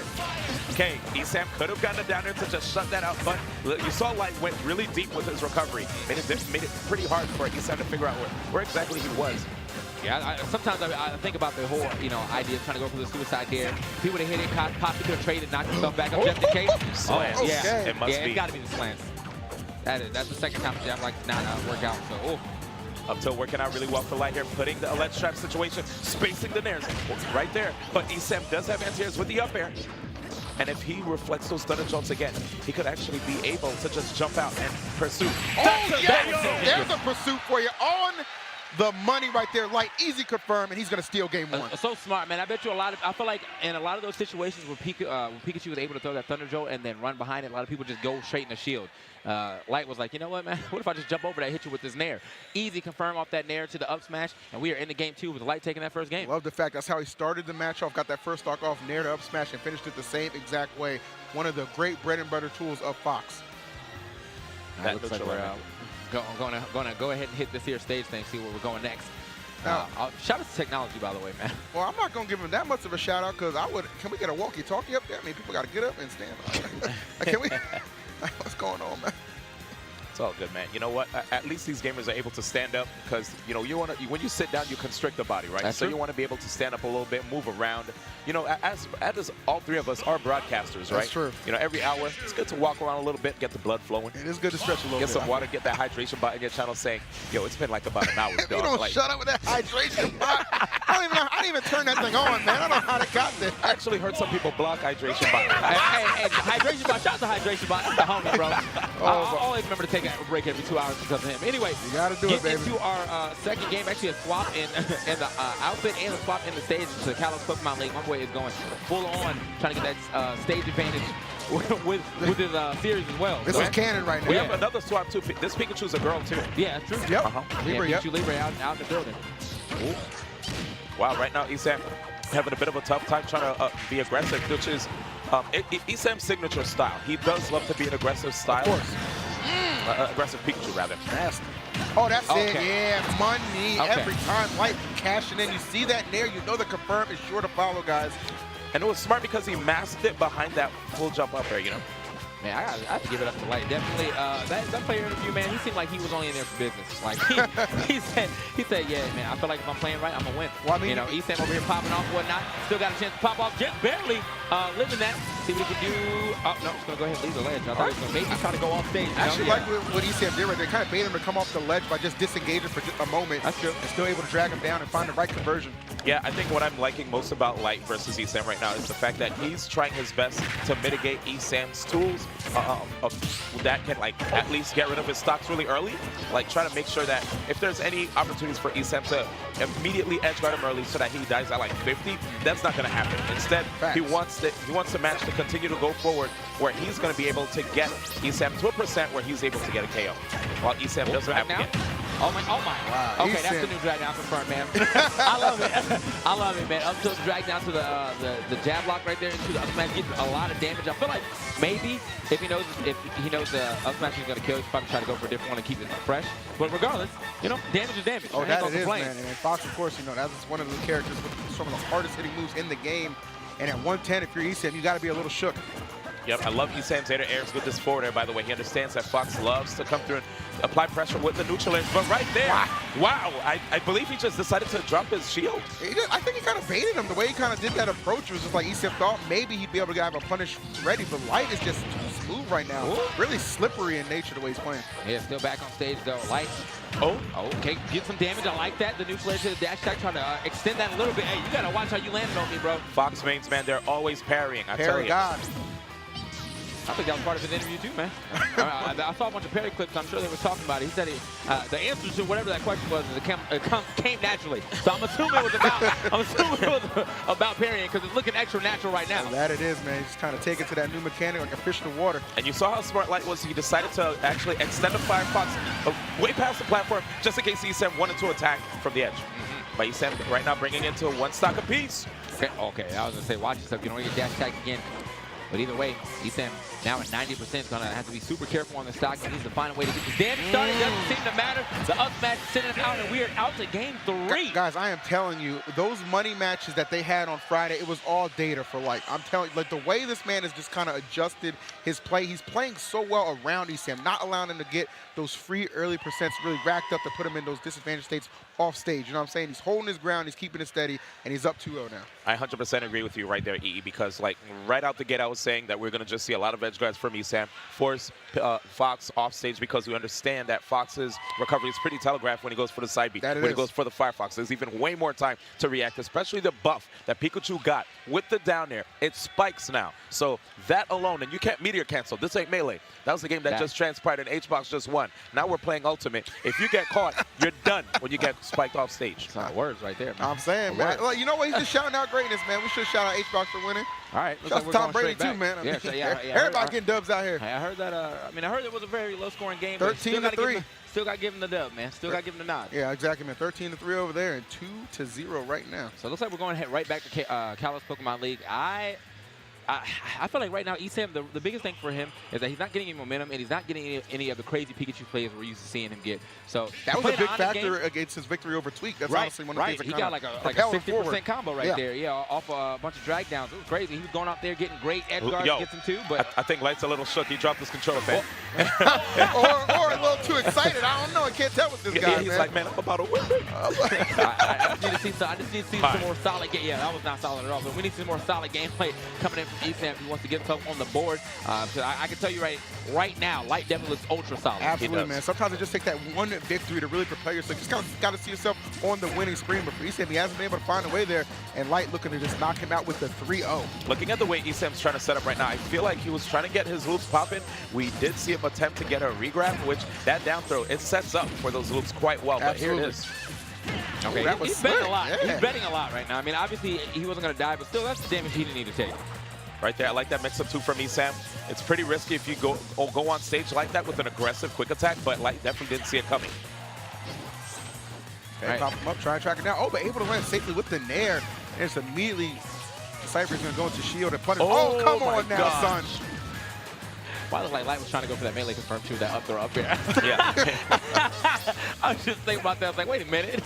Yeah, as a person that plays Fox too, one of the reasons that was beautiful right there by Light, one of the reasons why up throw is such a good tool is that it sets up for juggle situations where if a person does decide to drift on top of you, Fox has such amazing anti-airs, right? Yeah, great juggle tools, and you know they're probably going to drift off to the side. Yeah, Sparks coming out, but obviously Sparks was alive. I love how low he keeps going on those recoveries, really making it more difficult for ESAM. Maybe not expecting him to kind of gamble and be that comfortable with the immediate response out of that. Going to keep ESAM still locked in. ESAM is talking. Okay, he needs to do something, man. He's been looking lost this whole set, man. I wish I could relive, man. I'm just going to assume he said you're not nice. That's all. You're not nice. You're not nice. All I know, one thing that was really interesting is that Light got a neutral air there. ESAM combo broke with his own neutral air and it got that up smash, which was interesting. Okay, gets the down air, getting back on stage, and also the up air anti-air, but kind of a little bit of a trade there. You can see it looks like Light got the better part of that trade. Light actually doesn't care. He will keep landing on top of Pikachu. There's the back end I was talking about. What you've been we waiting have for. yet to see that used. All right, starting to pick it up just a little bit. Again, it's all about getting that first game off, and ESAM, maybe this momentum he's starting to find. Oh, come on, man. You're getting a little greedy with that. Oh, wow. You're getting a little greedy with that. Yeah, he has to clean it up right there. This is a tough situation right there for ESAM. By the way, my bad for yelling, guys. Yeah, I thought that, man. I don't apologize. Sometimes they're nice. Come on, man. You ain't got to use that indoor voice, man. Come on, man. Get with it now. So either way, man, ESAM need to find this stock sooner than later. Otherwise, we're seeing a 3-0 as the opening of this top 8 here, Genesis 6. Ooh. All right, chasing him down, looking for the jump, but obviously not going to get. You can see Light kind of using these platforms on the side to jump his way up and around. Pikachu try to get back to center stage, but also ESAM catching on top of that and just trying to block him as he's trying to hop over. Oh, there it is. The tech. But he's back. Tech was godlike, though, to survive that in such a crucial situation. And ESAM looking worse for wear. Okay, dash attack, you need that. Yes. All right, ESAM has to pull a rabbit out of his hat right here. He has a lot of great tools with Pikachu, but Light already tacked on so much damage that he has to ensure that none of his approaches are too risky. But Light's going to keep trying to jump around it like he said before. Okay, gets the neutral air. Oh, he wants the loop. He wants it. Yeah, he's Give me the loop. Here. Give me the loop. All right, this is a really pivotal, really critical situation for ESAM. Can ill afford to let Light find one of these confirmed? Yo, it's time. Okay. Oh, imagine that costed him everything. Can you imagine? He's about to go sick, dude. Oh, sicko mode, sicko mode. Play that beat. The beat change. Play that beat. The beat about to change, no. Oh, wait. All right. I was like, no, not like this, not like this. About to skip the song on that one. Get hit with that back here. So yeah, what a way to bring it back to a respectable game. ESAM fight pretty much from this percentage the entire time. Got to 87 now on the light. Oh, Yo, he's playing smart now. If there's a game for ESAM to win, it is this one right now, and he knows a good anti-air. However, keeping him popped up, this could be an opportunity. Danger lurking though around every corner for both these individuals. Oh man, he's getting so aggressive with it. At least he was able to bring back all this percentage. Now, the struggle to get the KO opens. He's trading. Oh my God. Okay, he went the wrong way. He's fortunate. Got a second chance at life. What are you gonna do with it, my man? Oh my God. I don't think you're wild for that, but honestly, that's coming a lot. Oh my God. Oh, Lord have mercy. And you know what? It's unbelievable to say it. The 3-0 Fox over Pika. The apex players of these characters meeting up on the grand stage. And I got to tell you, folks, I'm impressed with what ESAM was able to do towards the tail end. Because for a lot of that set, he's looking like a broken compass. Straight up lost, okay? He didn't know which way to go. All right, but he found some resilience, but it just was not in the nick of time. Big ups to Light holding it down. Straight facts, man. He was in a horror movie right there, man. That compass lost. He was stuck in that forest for quite a bit, but he managed to make some headway, saw light at the end of the tunnel, just ended up getting scooped up right at the end. That was the craziest up here. I feel like he didn't use that option at all until just the very end. Was it really a horror movie? Light didn't die first, man. Yeah, that's facts. I think he's part of our team. Listen, man. Listen, man, they don't always die first. They just never make it to the end. It's like first, second, or third. You know? All right, I'll give you that. But we'll see what happens in the second round. More That's what really happens. More of a Deep Blue Sea vibe. I got you, man. My man, LL definitely made it to the end, man. But you know who didn't make it to the end? ESAM, even amongst all that pressure right now. Yeah. I mean, he had the idea. Maybe he was expecting him to come up and try to side B back on stage or anything like that. But no, he dipped super low, went for that up air. I mean, that was reads on reads. It's crazy, man. Like, honestly.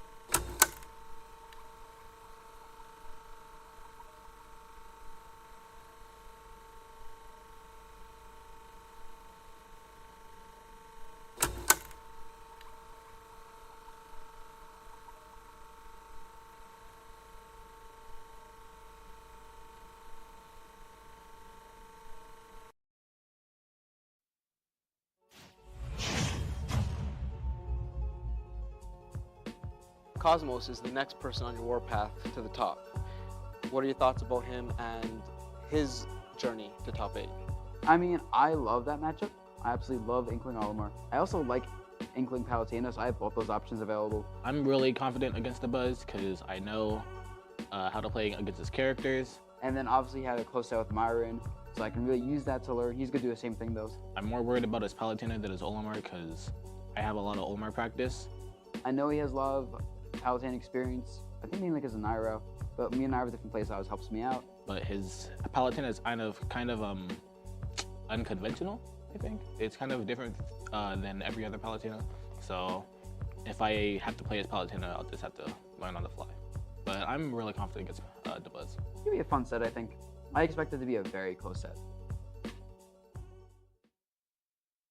I'm not gonna lie, man. I kind of wish I could hear more what they were saying. Yeah, I was about to say that. But I'm sure it was some good stuff out in that video. Either way, we got two competitors about to sit down. We got the Inkling coming out, and as you said, we can either see the Olimar or the Palutena. Well, funny thing about the Buzz is he's like made it known that he really doesn't decide which character he's going for short until he's actually on stage. I feel that. Whomever he's feeling coming up for a particular matchup. I feel that. Who do you think is? I mean, I feel like. Well, honestly, I don't even want to say who do you think. His Olimar has been playing so well. If you think about it, he had to beat Tweak to get into this top 8, and Tweak literally just beat another Olimar to actually get a chance to even play the Buzz, and it looked like a totally different game when they were playing against each other. Yeah. Cosmos did manage to beat a great Olimar player by the name of Myron. Oh, okay. Yeah, he beat Myron. Yeah, and that's like a little bit of practice right there for him. Myron did a really good job just getting so far in the tournament. Yeah, but Shade, you said a little bit? Wait, what? So you a little bit, not a lot of bit of practice. That's crazy. That's so deep. Just a little bit of practice. Disrespect that man. Myron, a lot of bit of practice. But in any event, like going into this matchup though, like Olimar, like that character, his up smash got such a significant buff. Yeah. Your hitbox is so great. Hits behind, hits in front, that's and you block it one time, your shield is like this small, to the point where the next attack is definitely gonna find its mark, Yeah, right? it's quick too, man. Yeah. Oh my God, what is lag to that up smash? It actually does not happen. And so. Palutena's not even here. Yeah, he's like, I don't need any of that, man. Let me go ahead and show you what we're gonna do. Actually, we have to switch to the bottom. The Buzz is the Olimar, and, and Cosmos is the Inkling. I'm not really sure what happened with player ports there, but you guys know, and we know, and we'll remind you all the time. So here we are. Let's get it. Oh man, this is gonna be. As I said, I feel like this might be a little rough for Cosmos. I'm not sure how much practice he has outside of the Myron set. You did say he won, but at the same time, the Buzz has been a long time, actually kind of almost like a long time demon for Cosmos. It wasn't until like the end of Smash 4 when he started actually getting wins on him. Yeah, We did see that CEO for Smash 4, right? Yeah, a few wins, scattered throughout, but for the most part, definitely a demon, and it looks like the demon has reawakened the Buzz, immediately ending that first stock off Cosmos. So the thing that I like most about Cosmos is he's really gotten his mentality together as far as confidence goes, because he's really been getting coaching lessons. You guys might not know this. Coach Ziki has actually become a really big mentor to Cosmos, and they came into this game planning really hard. We'll see how far it can really take him. Not the best start thus far, but it's still early in the set. Let's go, Coach Z. I'm talking about, man. Coach is important too. Yeah, doing his work right here, but notice that the Buzz does have a purple Pikmin. But great job right there. Right, you see what Cosmos did. He forced the Buzz to recover low, which means that he actually has to get rid of that purple Pikmin so that it's easier for him to fly back. That weight of the purple Pikmin makes it harder for him to come back. Yeah, he has to get rid of it so he can fly back and also kind of mix up his fly back. He doesn't want to just go straight to the ledge with Cosmos already looming and looking for that an extra forward to finish it off. Speaking of extra forward, my boy's going out here. He said, you know what, man, I need this stock off quick, fast, in a hurry. Unfortunately for him, missing another one, the roller, gonna get punished on the backside, man. Look at Luckily, that, that was a white one. Isn't that crazy how the Buzz could have his back turned and just hit up on the C-stick when you pressure him? That is insane. Olimar looking very good right here. Of course, he has a white Pikmin on deck, and you have to look at the order of the Pikmin as well. The Buzz could actually mask his intention of using certain Pikmin by whiffing certain attacks. The beautiful recovery. That was wonderful. I'm not. If I was Cosmos, I'm already thinking about second game. This game don't want me to win. Game don't want me to win. The splat bomb hit, but you having to go left instead of right when I need you to go right. Game wants you to go game 2. I'm sorry, I mean, you can't fight against the Buzz and Sakurai. Yeah. That's too much to overcome, brother. I ain't going. I don't care what month it is. Oh yeah, it's February, right? That's true, man. We trying out here. Hey, Light put on for February already. We got one. Keep it shut. Can we get one stock? Yes, we can. Cosmos finally able to find his footing in that up smash to take care of business. I mean, still though, as I said, man, super far behind. This is I feel like being behind Olimar is a lot scarier in this game than like any other game, except for maybe like Brawl. But if we talk about recently, yeah, Olimar has really become a character in his own right as we moved into Smash Ultimate, and all these Olimars who are showing up have really showed you why. Exactly. And right now we have the Buzz again just holding down the ground. He has a blue Pikmin on deck. There's a lot of percentage too on Cosmos. This forward smash allowed for that blue Pikmin up smash, and there you have it. I'm telling you, man, he's just so good at ledge trapping. This is a character that he excelled with when it came to Brawl. And now, of course, he continues to keep this character close to his heart. Man. You know, just playing this character nonstop. And because of this, it's hard for people that want to face off against these Olimar players, because if you really think about it, for about a decade, the Olimar mains have been rocking out with Olimar. You know, you look at the Rich Browns, you look at the Buzz, etc.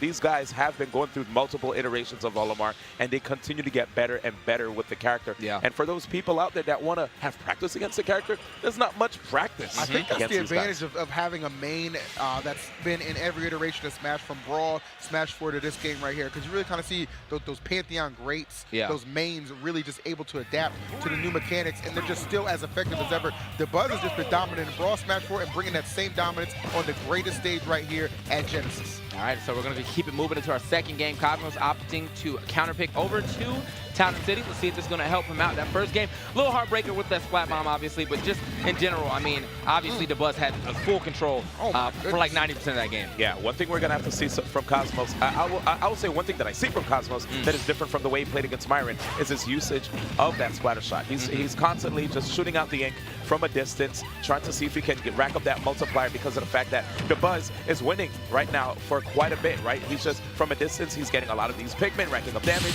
So right now, shooting this ink will at least let him get that 1.5 times multiplier if he gets to fully ink up the Buzz. Absolutely. But even so, man, it's like that.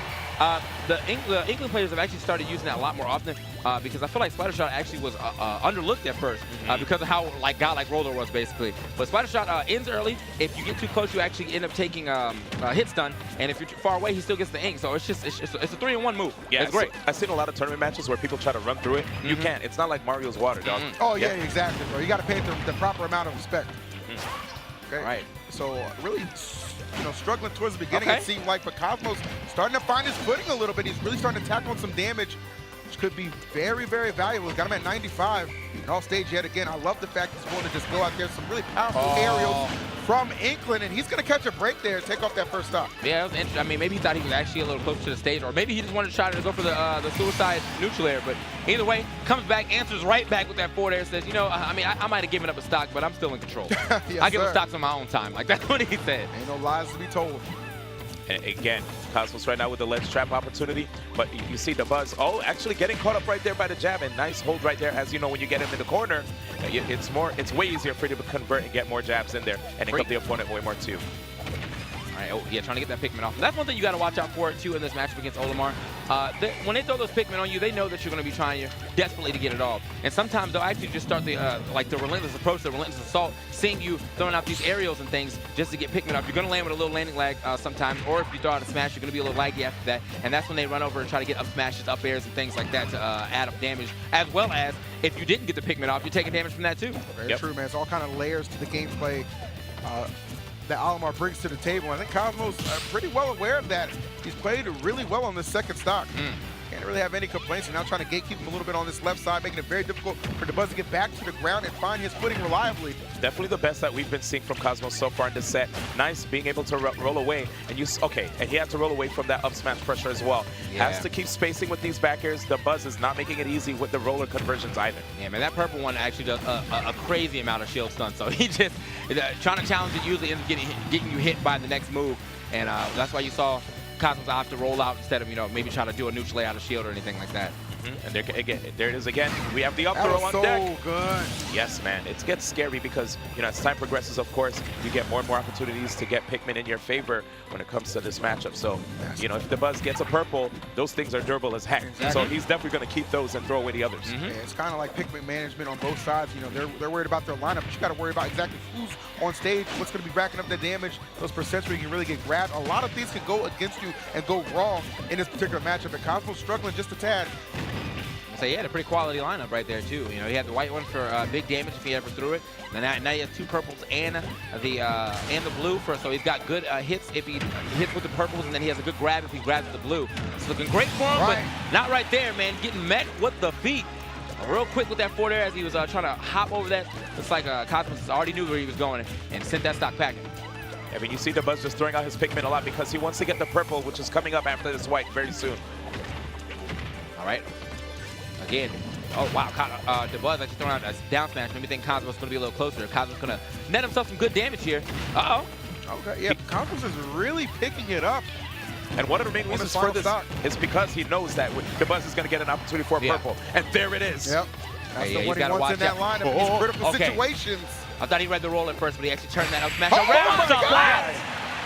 around. Ladies and gentlemen, Cosmos understood how imperative it was for him to turn on the Jets, because just like I mentioned to you guys before, the moment he had pulled out the white, I was like, okay, you don't want to deal with DeBuzz when he has a purple on deck, man, because that just throwing it alone puts you in tumble. You know, that's a really bad situation to be in, and of course it has amazing knockback to boot. So Cosmos said, all right, instead of me just hanging back, giving him those openings so he could just keep getting them free pulls, I'm gonna have to keep the pressure up, because if he goes for a bad pull in close range, I'm going to put the hands on him.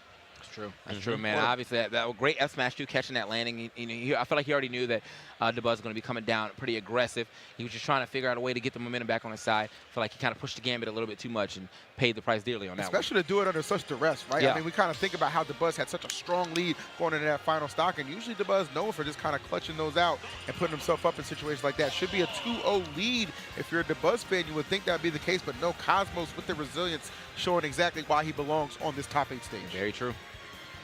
So let's see what happens in our flex game. You know, this game 3 being super important for our players. Obviously, if you end up winning game 3 and it goes to a game 5, that game 5 is on your counter pick. That's why I like to call it the flex game, if it even gets to that point. But we'll see what happens. And looks like we're taking it to Unova. Honestly, really love this stage. Understand why you don't if you have a teleport recovery or you just don't like high platforms, but I do like this stage. Are you talking to me, TK? That's fair. Because I use Palutena. Just saying. I see you under the stage sometime, man. It's rough. Anyway. Let's go.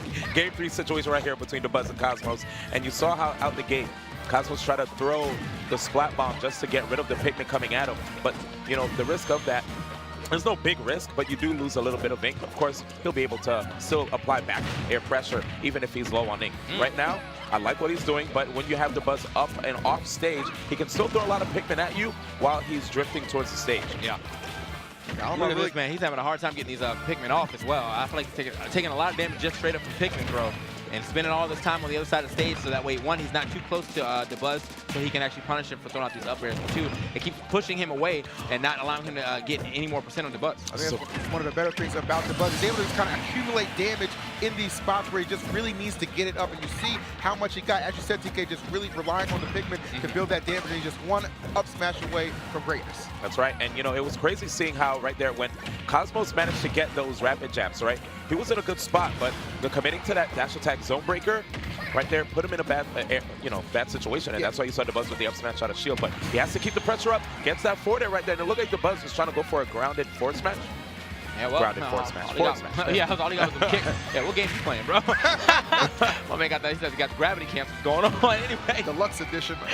let me find that. Calm down, man. Everybody thinks out of all the characters that are coming out, what new Smash game's coming out? My boy playing Raster, man. Got the air smashes on deck, or air strikes, if you will. All right, gets the clean back here, but wasn't enough, man. That was great tech as well from DeBuzz. DeBuzz right there avoiding the threat of that back throw, KO2. You saw him roll away.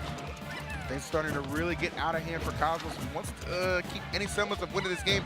Got to get this stock off sooner rather than later. DeBuzz doing his best efforts to make sure that it's not going to become a reality. Yep, and here, Cosmos, he has to do it. Yeah. He has to put himself out there and force those situations. You know, the character is very strong, a clear-cut top tier, but it's not easy, man, even against the likes of a player like DeBuzz, who's so seasoned when it comes to Olimar. Whereas Inkling, it's still a character that's being developed to this day. Yes, sir. And, man, also, he had to do that just so he can get himself back in the game. He already had 75 on him. It was looking a little dire, but gets the double up airs. Looks like he's able to build it back up. About half the other percent that he needs to make up is here. Wow. Now 10%. And this is why this character is so strong, man. Look at those conversions off of the grabs. Nice. Exactly, man. Up throws, you know, a very generous window to get some good follow-ups as we see Cosmos utilizing that perfectly. And he's got himself not only back in the match, but a pretty decent lead at that. Yeah, check his momentum, man. He got that first stock, and he has kind of been straight up in control the entire time now on the second stock. Again, though, it only takes one smash to get it right back, and that's exactly what DeBuzz is showing us. And I love the movement right there by Cosmos, forcing the edge guard situation. He has to be careful, though. DeBuzz recovering high. I couldn't get much more off of that. I guess he was expecting to try to air dodge down to the ground. And you can see the movement again. And I like that roller usage too. Give him some horizontal distance, you know what I'm saying? Oh, that was slick. Okay, just narrowly avoided He the hasn't been getting wild with it either. You know, the roller. Yeah, I feel like a lot of times, sometimes at the end of these stocks, the ink can start to provide, start to depend on the roller a little too much. But it seems like he is like, you know what? I know exactly when to throw this out. He's pretty much hit almost every roller that he's thrown out too. He's been incredibly disciplined in that aspect, and you got to imagine he's kind of paying that respect towards the buzz. That's not somebody's going to get cut off guard for just those kind of willy-nilly options, man. You got to think everything through, almost 3 steps ahead in a situation like this. And speaking of discipline, you know, DeBuzz has that in spades, right? He's always willing to hang back, wait for you to give him that opening. When he throws the Pikmin and you're trying to actually shake them off of you, he'll jump, he'll dash in, because that's like a decoy. You start throwing out hitboxes, and he's like, all right, let me close the distance, get some stage presence, and see if I can get a free hit. There you go. Another one on him. Look at this, though. Even, as D1 said, it does allow him to get in for free, but it also pushes Cosmos back. So for some reason, he needed some stage control. Landing just one Pikmin would usually get him that. Nice by Cosmos, so I like the pressure we're seeing, but Cosmos is going to have to close out the edge guards. Here comes the Buzz. He hits him with the down tilt here. Oh, this is a scary situation for the Buzz. Okay, and he got the ledge in 1 minute. That was... Oh, not enough. Okay. Trying his best here, though. Another opportunity. This time goes for the back throw. Not a KO yet. You saw him try to threaten with the backer, but decides to let trap. But nice by the Buzz. Hey, he fought his way back to stage this time. Oh my God, tense situation here. Okay, I was like, did he have any Pikmin? He has the blue, so he was probably looking for a pivot grab, just couldn't get it. You also saw Cosmos realizing that jump, keeping himself in the air so he wouldn't get grabbed. Oh, destroyed that blue. Get out of here. Yeah, but that purple's going to take a lot of hits. There comes the Buzz. You don't want to be so close to that character when he up smashes your shield. Yeah. Like I said before, you saw that. He tried to go for a grab. Grabs did get a significant nerf in this game, and the Buzz struck immediately in the nick of time, putting him at counter pick advantage in the set. Yep, there it is. That's the flex game. So as D1 said, the grabs in this game now, they actually come out later, or later than any other option you'd be able to pick out of shield, because they add, there's like, I think an extra 4 frames lag or something like that. Yeah, 2 when you try to go for a shield grab, and that's probably what made him miss that shield grab, and thus end up getting him F-smash right after the spot dodge. Difficult situation to be in, man. I mean, both those guys, when it really comes down to the wire like that, you know the pressure is on. It's just one slight error on the part of Cosmos costing him everything, but still with an opportunity to take this to a game 5. This is his counter pick, as you say. So. Yeah. What else would it be? Yeah, you sound upset about this. Like, huh? Yeah, some of these people in the world still call it, I guess, a counter pick or whatever. My bad, man. I'm like, what else do you call it, dog? I'm not tight. I'm not tight. Where do you want him to go? Like, my bad. Either way, man, if it is Cosmos counter pick, it's not working out too well for him right now. It's taking a lot of damage at the beginning, but he's starting to add it back up. Oh! Okay. H-Box ain't the only one with the Bears, baby. All right, man. He's champion, man. He came through with it. Shut up, talk about it. Came through with it. Hey, like that, the Buzz going high, just going to land safely on that platform, then reestablish himself on the ground and immediately take back control. Speaking of safe landings, you can't have that against the Buzz, man. Time and time again, people keep jumping on top of his just within up smash range, and he always manages to pay off. When he was facing off against Myron, Cosmos actually was baiting up smashes really well with his movement, and then he would like answer back. Okay. Hey. That looked like some type of bait right there. Yeah, I feel like, I don't know what, I didn't see exactly what the Buzz was doing on shield or on landing, but I know he probably threw out an attack and ended up getting thwarted. So that's rough, but it's looking good for Cosmos getting that first stock. Let's see if he's able to expound on this lead before he loses this one, if he even loses it. Yep, and I like what the Buzz is doing here. You know, you see Cosmos going out for he's actually like fading back. Wait, beautiful stuff there, but what I wanted to mention is the fact that the Buzz was actually trying not to get caught by the splat bomb, so using his Pikmin as a shield, and actually sometimes even fading back to not lose the really important ones. Hey, hold up. Dropping that splat bomb, forcing him to recover a little later. He doesn't want to run into that. I like the movement here from Cosmos as well. Goes for the up throw up air. Buzz really getting caught up. 103, not the percent he's looking for, especially when you really consider the start the Buzz had to this. Cosmos really swung this momentum severely back into his favor. I was actually super smart by Cosmos dropping that roller. But with the Buzz, of course, forced to come back down to the ground after using that up B, so he went for the neutral air, somehow just barely managed to get past him. But if that roller would have hit, you know, that was a guaranteed stop. And again, you see what Cosmos likes to do. He wants to actually put out that splat bomb to force the Buzz to recover a bit lower and discourage the use of the Pikmin tosses. We have a purple on deck, and there's 2. Oh, yeah, that's kind of bad news Bears on his part. You're going to have to be careful of that. It doesn't even matter if you're shielded, and that Pikmin will eat right through that shield, by the way. He has like no ink. Okay, realized that he had to go for a little charge right there with his back to the edge. Oh, now this is the rough part, you know, just trying to get back to stage, trying to get yourself to stage control. When the man is holding 2 purples, it's such a great projectile when you're holding 2 purples. seemed like he almost had forever to land that up smash, too. He kind of took his time with Yeah, it. he kind of did do that. He was just like, I know you shook, man. Go ahead and just let you finish. What's he gonna do here? Oh, wow. So I thought he was going for the up smash. Yeah. I think it was a mix-up from DeBuzz. Cosmos probably might have thought that DeBuzz was going to make believe he was going to go in. Oh, no, not like that, my brother. Oh, wow. That's how it ends? That's not how I wanted. That's not how I wanted to see the end. Wow. Just, I mean, he missed. He went for the angle, overshot the angle, missed the ledge, couldn't get it on the backside, and well, that's the set. 3-1 going into the Buzz. Got to give the congratulations to Buzz though. Even though that game ended, unfortunately, he did have a solid lead already. So it's not to say that he wasn't going to be able to win that game. It had it played out anyway. But I definitely enjoyed seeing Cosmos progressively try to find ways to adapt to the matchup, regardless of the fact, and DeBuzz stay consistent. Yeah, exactly. That's kind of what we kind of expect out of DeBuzz, right? He's one of those models of consistency throughout a span of several Smash titles, and looks like not a whole lot has changed entering into Ultimate. Yeah, so here's some of the replays that you can see, man. Some of the stocks that DeBuzz was able to get. Oh, I thought that was about to be a double up smash right there. Seeing that, but that was the end of the only game that Cosmos was able to secure. Very pivotal game too. Yeah.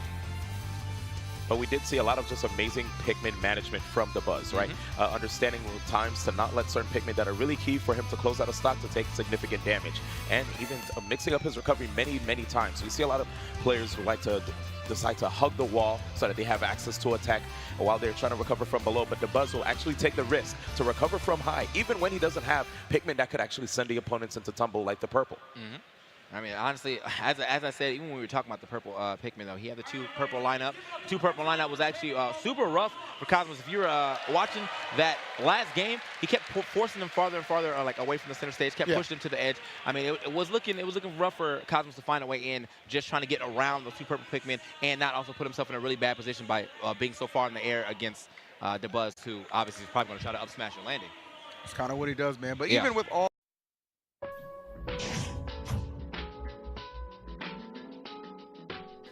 All right, Samsora, you've made top 8 at Genesis 6. How do you feel? I feel amazing. I never expected to make it top 8 winner side. Like, I think this is my first time just making top 8 winner side at like a tournament this caliber. I don't feel different. I'm just like, okay, I'm doing my work. I want to win. I need to win. It's just like another tournament. Leo always seems to beat me. He always managed to like cheese me for some reason. Like at Super Smash Conference or Super Smash Con, I died at like 60. Smash Conference, I died at like 60. But this time, I'm feeling actually really confident versus him because I've been training versus Ike a lot. I'm actually looking forward to playing him since I beat him in Smash Conference. It was super close. He was actually beating me, then I got lucky with a 4-tilt. I want to win, but top 3 or to make it a summit will be more than enough for me. There's been tournaments in Ultimate, but like Genesis is the first major, the first big tournament. So I really want to win. Also, I feel like Genesis is my tournament. And here we go, guys. We're about to get into this winner's semifinals at Genesis 6. If you want to see Samsora take the W, make some noise. Okay, I mean, that sounded like some noise, but if you're trying to see MKLeo get the 3P here, make some noise.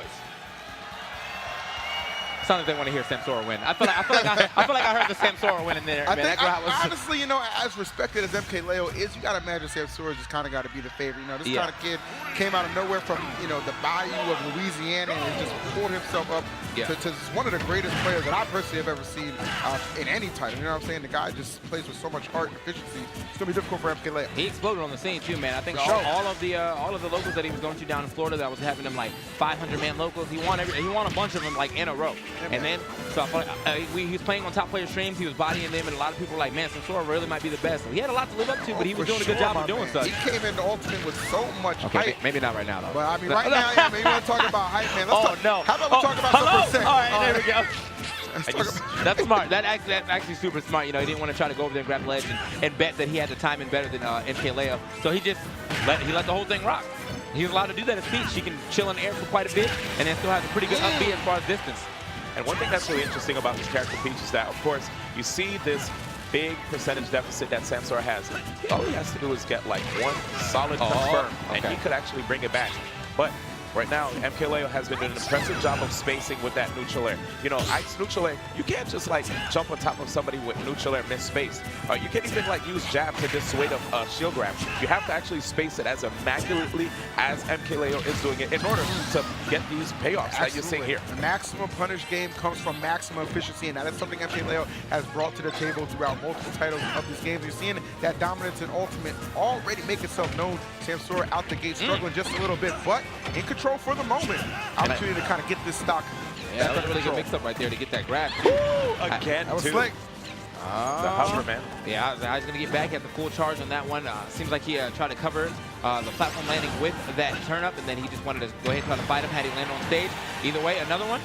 And right now, Samsora is actually trying to, like, discourage the high recovery by throwing the turn-up upward. But here it is. These platforms allowing MKLeo to get some really good payoffs. And again, man, this is rough. 181, he's still living. Okay, that's it. Finally gets the back. 193, though. That's not looking good for the average percentage of that stock right now. I know those stat makers are having a field day already, bro. It's like, yo, get that lined up quick.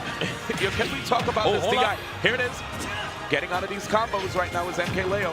Which can really string together this damage. Samsora, rough start, but man, he has cleaned it up with maximum efficiency. Yo, he MKLeo. was losing. He was losing. Dang! I'm about to say he was losing. And then out of nowhere, I'm just saying, man, the way he's able to get the momentum back is so sick. Oh, that would have been, if he would have hit that turn up as he was charging up that side B, that was the end of that stock. Still, though, the parry's looking good as well from Samsora. He turned on the momentum right after getting that stock. I mean, even though it was a super late stock, still got the stock, and that's all that matters. There it is. Good repositioning. Doesn't want to deal with the near pressure. Understands that MKLeo is so consistent with the spacing, and now he's finally able to get some stage. Oh, that's definitely an opening. He threatened right there. He was like, yo, I might just weave in right here. So MKLeo decided to just go in with the mix-up. I mean, it's a second stock. Why not? Woo! Oh, my God. It looks good every time. It looks good every time. To be honest, it do. It do. It looks good every time, man. There's double neutral air to the up air with the platform assist, allowing him to go sky high with it, make sure he guaranteed that stock. But, I mean, we're trying to guarantee this game right now, and it looks like Samsora is definitely trying to guarantee it first. Yeah, he's picking it up. Oh, I like the mix-ups again by Samsora, trying to cross up this forward air. Uh-oh. Hey, I thought he was going to get a little more down air pressure, but obviously MKLeo rolling out the situation again. That was the second time he's done it. I wonder if Samsora is going to catch on to what he does after he gets down air pressure. Oh, and right there. The tech chase. Oh, I love the pressure he's putting on it there, not able to connect. But these fake hovers into grab right here, catching MKLeo off guard every single time. He wants to see a jump. MKLeo escapes right there. Yeah. Ooh, he's good. He's good. Yeah, a side platform, that would have been different. Yeah, side platform, that might have been the game. I agree. Here comes. He's trying to just hold down center stage. Oh, no, the dash attack not getting in there in time. Landing on top of Ike. What a man! I don't know how he did it. How did he avoid all three of those attacks? He's got. Oh, my God. That was close. He almost had it in time, and now look at the pressure he's putting on. Another one. So far away, yes. TK. He's like, I'm getting out of here. Back throw. And is it another? Samsora pulling that one back from the depths. Explosive start from MKLeo, but could not maintain that momentum. Yo, could we talk about this man's face, though? After winning that first game, he ain't out here celebrating. He ain't out here hooting and hollering. Listen, man, his face, his fit, his ferocity, the 3S, baby, he's bringing him to the table. Let's That's right. That is correct. All right, he wrote that down, man. All right, what? He wrote that. After that tweet you put out, you're like, hey, guys, so what references should I have today? Yeah, what reference is that, man? Fan engagement. Oh, okay. Yeah, what reference is that, though? Which one was that? Yeah, which one you wrote that? I don't know. Somebody said something about Declassified. I don't know. Yeah, honestly, I was about to watch the show, bro. That's Declassified. You haven't seen that, though? Somebody try to act like I ain't going to have a cable. Come on now, brand new to this money. Show, though. You should probably try to watch it. All right, here we go. Into game 2. A lot of us don't even have cable. You good. I'll peep it, man. Cord cutters, baby. Netflix, baby. Hulu, baby. Twitch, baby. Okay, I was like, could y'all say Twitch? We're on the front page. Yo, this is a man who is insuring his Christmas bonus. I love it, D1. Let's get it, man. Also, good Smash 2. That's why we got this Game 2 action heating up. Sensational come from behind victory from Samsora. Now MKLeo, the one on the chopping block to respond. Again, resetting the situation, getting these forward throws. Uh-oh, you don't want to see that happen. And you see, MKLeo, he's not using the up B to recover because he's afraid of the Toad counter. That will literally demolish that 8th recovery unless MKLeo spaces that recovery immaculately. Yeah, man. Also, there's great stuff for him to save that jump. Oh, okay, the back air. I felt that. Yeah. I almost got hit, too. All right, not the most favorable trade for MKLeo. I love that stop and go from Samsora, but was not able to find the hit. Oh, come on now, bro. Let me get that grab, too. Yeah, Samsora's getting closer and closer to the right angle to throw that off the stage so he can snipe it as he's trying to grab the ledge. Just a little off the mark every time, but I feel like once it happens, I can see the up B starting and getting countered. Jeez, man. This battle between these two guys, it almost feels like we're in a grand finals right here. Here comes the combo, MKLeo, DI to the back, but Samsora is already like adapting, man. Yeah. And even with the DI, still, I mean, he wasn't able to extend it as far as he probably wanted, but he still got some good damage here, 54%. You know, oh! Yeah, I don't leave. She said, I don't leave, I'm actually coming back. Like, watch that shield, though, MKLeo. I mean, you're taking a lot of Peach bombers on your shield. It's not like the super strongest shield damage move, but it definitely does quite a bit. And I like his reply to that pressure by being aggressive. Right. I know, man. Really start to accumulate. Okay, yet again, we're seeing Samsora take stage control. All the aggression really seems to be coming from Samsora. More defensive play coming out from Leo than I'm used to seeing, that's for sure. One thing I like a lot, too, is that Samsora keeps putting out fairs in situations where he might think that MKLeo wants to start his own aggression. You don't want to block these neutral airs because MKLeo spaces them so well. So you might as well put out these aerials where you think MKLeo might actually want to strike. Okay, gets through that just barely. See, he was trying to scout one out right there, but MKLeo landed his nair. Oh, love it. Great coverage. Yeah, caught that option off the ledge perfectly. Leo, man, Adam shook for just a moment. Let's see how far I can take this lead. Yeah, man, I've seen a lot of that fade back neutral air after like approaching the edge with the neutral air because they feel like they know people are going to try to roll past them. Yeah. So they jump in, and then they jump back out, catch that roll, and finish it off with that up air. Just a platinum B&B here for MKLeo. All sense of security building, man. That's the way you kind of look at it. Ooh, and the empty jumps right here with all the nair pressure he's been applied. He could mix up his opponent with an empty jump grab. Oh, wow. Rare mistake, and Samsora will take it, but now MKLeo at 0%. This is not a situation you want to be in, man. He had to turn up in hand. Okay. Still gets the neutral air, though. Backside. Up air as well. Where you going? And just for clarity, one of the reasons why I was saying him being at 0% is a little scary is because of the fact that now Samsora doesn't have to worry so much about getting the kill. But if he gets any of these straight down tilts or nairs, you're going to see a big combo. Even back air, too. Yeah, he's looking, too, but I feel like MKLeo is playing very aerial. Obviously, that's what Ike is going to do, getting slapped with the side of that sword, that F tilt, send him straight up that game. We are into game 3. Yeah, as I say, man, MKLeo is playing pretty aerial. Obviously trying to get those neutral airs going. So some of these down and the spacing too of his aerials have been making it real hard for Samsora to just get a straight down tilt out of shield. Oh, it's so true, man. Yeah, really, so true. Really a tremendous game for MKLeo. I mean, you knew he needed to respond. Surely, this is not somebody I'm really accustomed to seeing going down like kind of 2 games to none. So not too surprised to see us knotted up. And as you say, TK, the flex game coming up now with Samsora. His counter pick. Yeah, see what he does with it, though, man. That was, I won't say that was a rough outing that time around, but he definitely couldn't get anything started on that last stock. You know, we're used to seeing these, everyone's always talking about how crazy Peach's combos are, but if you can't get that first hit, we don't even get to see the combo. And that was exactly what was happening to Samsora in that second game. So third game, moving on to Yoshi's story. All right. Again, guys, here at Genesis 6, winter semifinals, and this is a big deal, right, because of the PGRU. These guys want to be able to be ranked quite high when it comes to these events, especially because it's the precursor. This is like literally the inaugural event. Yeah, this for is the first season. one, and on top of that, it's a super major, right? I think even maybe S plus tier, you know, with the amount of entrants and just the talent that's been stocked, man. So this is going to go a really long way in determining who's going to get that coveted #1 spot. Remember, MKLeo actually finishing the Smash 4 PR as #1. Yeah. I mean, it would be crazy if he just started the Smash Ultimate PR as #1 too, but he's trying to make that happen. Just with a different character this time, but I mean, that same dominant gameplay we have come to know and love. And one thing I like that you saw right there from Samsora, overshooting his shield just so that he can catch MKLeo on missed spacings of his neutral air pressure. Right there when he spaced it really well, Samsora couldn't do anything. He just chilled. He was like, all right. Ooh, that was a great turnip catch. But MKLeo does save his double jump to give him another opportunity to get another quick draw. Has no reason to jump. If you can start the quick draw that far up and actually get the full charge, you might as well go ahead and do it. Just save the jump. So that way, if you end up getting sniped out of it, it's not as bad. But speaking of getting sniped out, that jump got sniped out with that forward air. I'm telling you, I don't care what you're saving in that situation. That 100%, Samsora locks on you like that. That stock is getting eviscerated. All right, same air pressure we're used to seeing. Seems like Samsora's trying to catch the second air when MKLeo is jumping back into the sky, but he's has not been successful on that yet. Yep, and again, the reason for that is because he knows that MKLeo really can't apply other kind of pressure other than that. So he's like, all right, if I know he's going to go for another nair again and it has startup, let me get in there. with the preemptive stuff, that is. Yeah. Sometimes after you see some patterns, you gotta capitalize on those patterns. Those nairs feel super safe on shield, but when he's jumping back up to line up the next one, he is definitely not safe.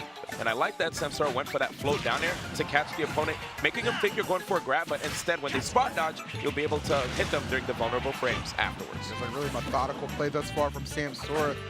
Really not giving MKLeo too many openings. Yeah, MKLeo might not even need the up air to get the finish. At this right point, now, yeah, 169, bro. Like, yeah, just that neutral air sent him sky high right there. These percents seem a little bit uncommon in this matchup, but the down throw actually going to be enough to seal the deal. I feel like I've never seen that. I didn't know that killed straight up. Like, I'm probably just not used to seeing Ike's have to take this long to get a KO, man. This character has some pretty common B&Bs. So, oh, get off that ledge. It's all go for that counter, but Samsara low enough to dodge it earlier. That time, MKLeo finding its mark and really putting himself in a fantastic position. Yeah, he brought this one all the way back. Exactly, and this is why you see Samsara drifting back now when he gets knocked up high in the air. He doesn't want to fall on top of Ike. As you see, Ike has amazing anti-airs. Wow. Yeah, there it is. That's that confirm I was talking about. That's about the percentage I'm used to seeing these stocks There drop. we go, there we go. A little past 100, and you're already threatened. And that's exactly what MKLeo has done here. Oh, yeah, she'll be able to make it. Likes the air dodge instead of actually using the up B. Although I think he was already next to the ledge anyway. Just wanted to make sure. Yeah, can't make any mistakes here. Understanding that there's so much on the line. Reading that air dodge, but not a KO yet. Sour spot. Yeah, that's unfortunate for him. That sweet spot definitely would have rocked that world, but oh well. That was quite meant to be. But at least for Samsara, seemingly having a good read on what MKLeo's trying to do, but it just takes one hit for Ike to find these conversions. Again, you see him smartly saving that double jump for precarious situations like that. Yeah, he's using everything but up B to get back to stage 2, man. That was an air dodge to get forward, get him a little extra distance to make sure he can grab that ledge. And that's smart because, as D1 alluded to earlier, if he does decide to go for that up B recovery, he can potentially just get countered by Toad, and then he's out that stock. Yes, again. Oh, a rare miss by MKLeo. This is the chance that Samsara needs. A rare miss, but nonetheless keeping him locked down on the right side of this stage. And, oh my lord, the false finish, man. I wasn't sure. Did I just hear someone too? I bet. We got 4 in the crowd. Oh my well, that's 3 right there. That's 3. Yeah. A hard 3, bro. For a second, I thought he was actually going to live that one too, man. Crazy gameplay between both of these players. I have to say that second stock, when Samsara made it very difficult for MKLeo to get the KO, was like one of the best ways that he was able to actually be able to mitigate, Ike from using all of his best tools to ensure those KOs, right? But it's hard. MKLeo is able to just apply such immaculate pressure with a character who doesn't have many different tools to apply pressure with. Just the neutral air itself, and the fact that it's not free when you pressure with it too. He has the space, so it makes it feel like it's obvious to find ways around it. But the way MKLeo plays, he's so on point when it comes to his punish game, right? Yeah, exactly. Like you make a mistake, you'll bleed a lot. It's always that's one thing I've always respected by MKLeo. It's that precise gameplay that has always just yielded him such these positive results. You know what I'm saying? That's kind of always been his way of the road. And Ike really has been a character that just flows so well with him thus far. And you're seeing he doesn't necessarily just need the nair either to just get those follow-ups. He can do it with the down tilt as well. Always finding an opening, always willing to capitalize. Yeah, but he's falling right now. Ooh, okay, they're finally pushed him off to the left side. I mean, it's looking. I said it's starting to look a little rough for Samsara. Seems like he was getting pressured the entire time, but I guess the defense is good enough. He's only taking 63%, and now the momentum is starting to shift in his favor. Speaking of amazing defense, man, MKLeo's defense has been so good too. You don't see him get. Samsara's never getting barely any down tilts on MKLeo. Oh my God! Yo, I'm trying to make some up. That eruption got snuffed now. Yeah. Go ahead and put the lid on that one. Like, not erupting out here. But as you were saying, man, he has not been able to get pretty much any down tilt and outside of that first game. And even so, MKLeo's DI seemed to be so amazing that he wasn't actually getting full-on down tilt comboed into like these high percents that we're used to seeing. Oh, plucked. There we go. Oh no, the Toad. I'm telling you, man. Here comes the answer jump again. Gets the grab. Double jump used, but he's always got the quick draw ready. And that's a mix-up right there. I've seen it from King on his stream, especially when he plays Chrom. Same applies right here with Ike. Go for that a couple of times and really just kind of maybe throwing Samsara off his game, but immediately finds his way into that first stock of MKLeo. Yep, this is such a difficult opponent.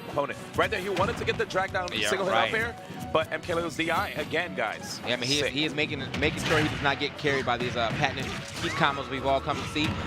But I'm just not seeing it on him right now. Finally gets a little three-piece, but is it enough? Still, as they still got a solid percent lead and kind of solid stage control as well. He's forcing MKLeo on these platforms and just around the center, as well as not allowing him to jump freely. Oh, that was a great snipe. Okay. Oh, that was close. Yo, and he's trying to cover all of MKLeo's escape options after he like gets some, like tries to stop him from coming back. Double up here right here, not getting rid of the stock though. My God, still though in control. Aether Toad's gonna come through this time. Okay. Yeah, must have hit the wrong spores or had the wrong spores getting pushed out that first time. Man, untuck it, then pluck it, man. Them turnips come into play too. We got everything right now. And look at these up airs, man. That's something I've really seen a little bit on the shut the hell up on the adaptation part of things. Is those up airs coming Here we go. through. Oh, but see, again, the DI actually pushing him to the other side instead of him going forward.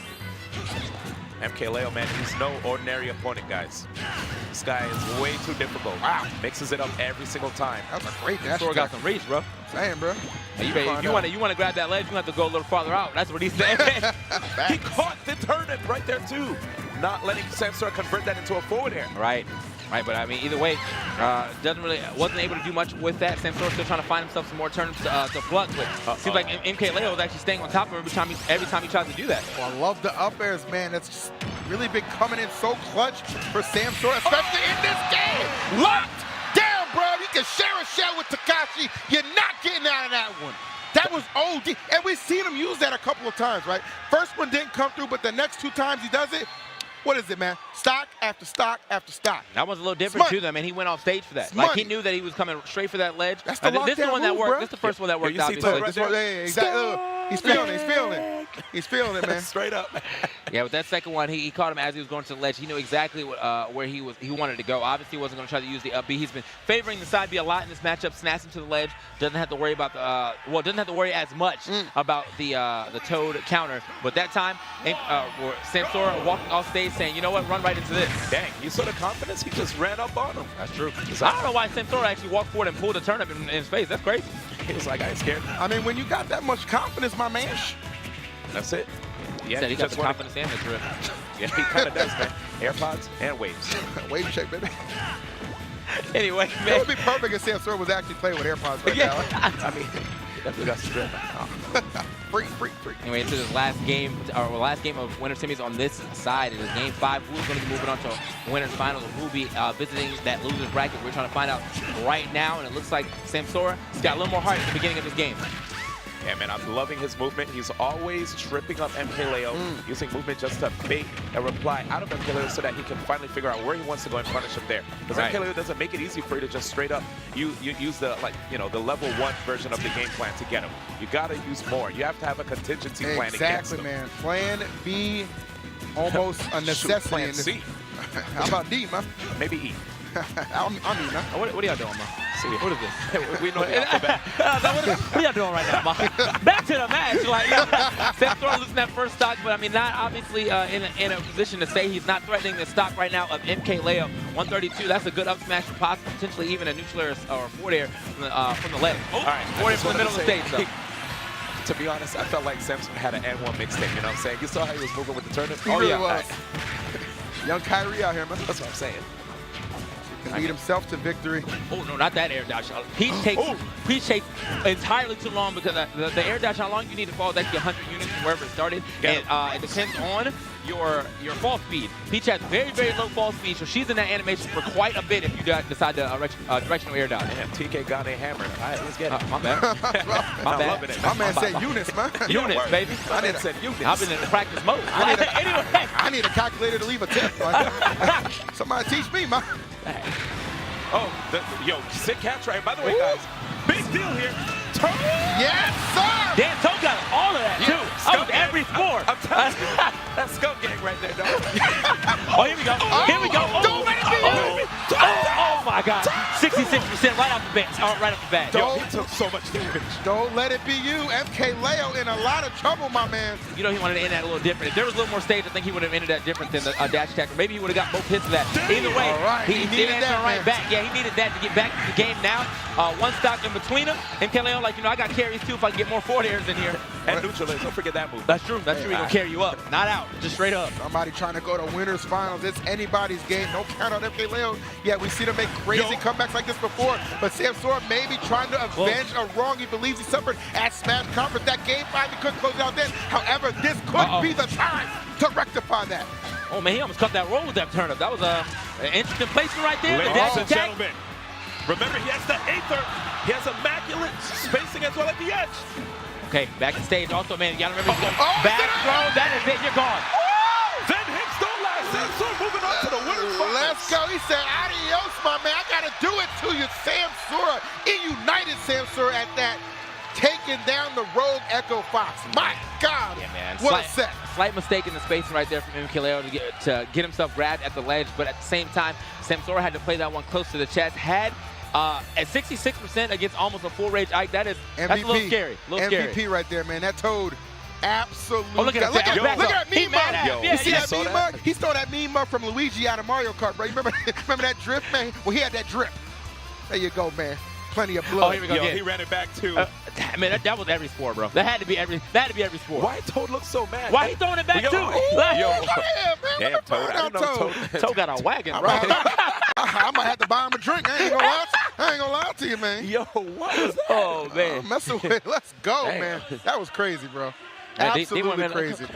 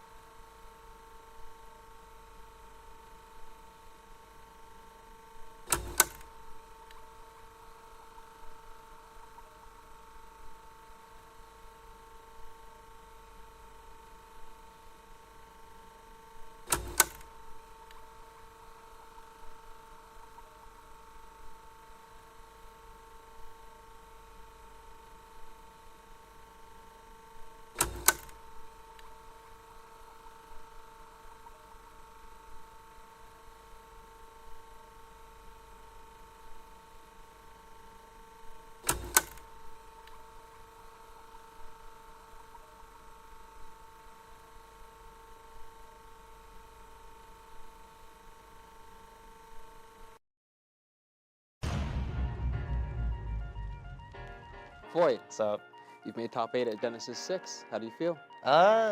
Well, I don't know. It's like, I didn't expect to get this far because my bracket was legit. I think it was one of the hardest paths to top 8 through top 64. So it's like, this was like completely super duper, everything goes amazingly well possibility. ても緊張しました。とても緊張したけど、結構楽しめてていいと思います。For the most part, I feel like I've already like extinguished whatever kind of nerves I could have, because my road to top 8 was already so hard. Like, it can't be harder than everything I've done today. So I'm not really worried about it. He's good. I'm good. 彼はめちゃくちゃとても強い選手なので、正直勝率というか自信はあんまりないですけど、でもせっかくここまで来たから勝ちたいと思いました。I usually like Japan just in general as a region, so I've been keeping up with him for a while, and it's good to see him succeed. I think it's cool to me to be in a spot where I could stop somebody's breakout, you know? So I more so look at that with excitement than fear. ここまで来れるって思ってなかったからすごい驚いてるんですけど、精一杯頑張りたいと思ってます。Here, man. He said he don't think he was gonna make it that far. I think we all knew. I think all of us knew that he was gonna make it this far. Boy, you said he won. He has never lost a tournament. Never. He lost one game here. I don't even know. I didn't get to watch him. Maybe he SD'd in there. Who knows? Like, but regardless, I think my he lost, boy's going in. Yeah, I think he lost the one game to Sonics, if I'm not mistaken. So he did lose that. But I mean, think about it. To get to this stage, only dropping one game. I mean, that says a lot. Fourth seed, right? Like, Fourth seed at this I believe so. And some people even said said that he was overseeded. Unless I argue he was underseeded. Yeah, I hope well, all the people that thought he was overseeded. What in here right now, all he has to do is win one, and he is proven to be correct. You know what I'm saying? Even if he doesn't, if he isn't going 0-2 here, he's guaranteed 5th place already. So that's the, if it's not, if it was incorrect, only incorrect by one, so that's still correct to me. Yeah, but it's about time for winners semifinals. Correction at Genesis 6. If you guys want to see Void win, make some noise. I don't think the speaker's on. Oh, yeah, voice off. Speaker's off, man. Listen. They got you on that one. Regardless, though. Tell us when they're on. Regardless, though, man. I mean, Void obviously been a fan favorite out here for a bit, but as Zackray came out, man, I heard a lot of cheers for him, too. So these people, I mean, I kind of feel like it's split down the middle. Might almost actually be in Zackray's favor as far as the crowd favorite. I mean, a young man like this, you got to imagine, I mean, just this amount of talent he brings to the table. He is certainly highly respected and highly regarded, but Void, I mean, he's obviously a SoCal native, but he's still trying to hold it down for this California nation. Yeah.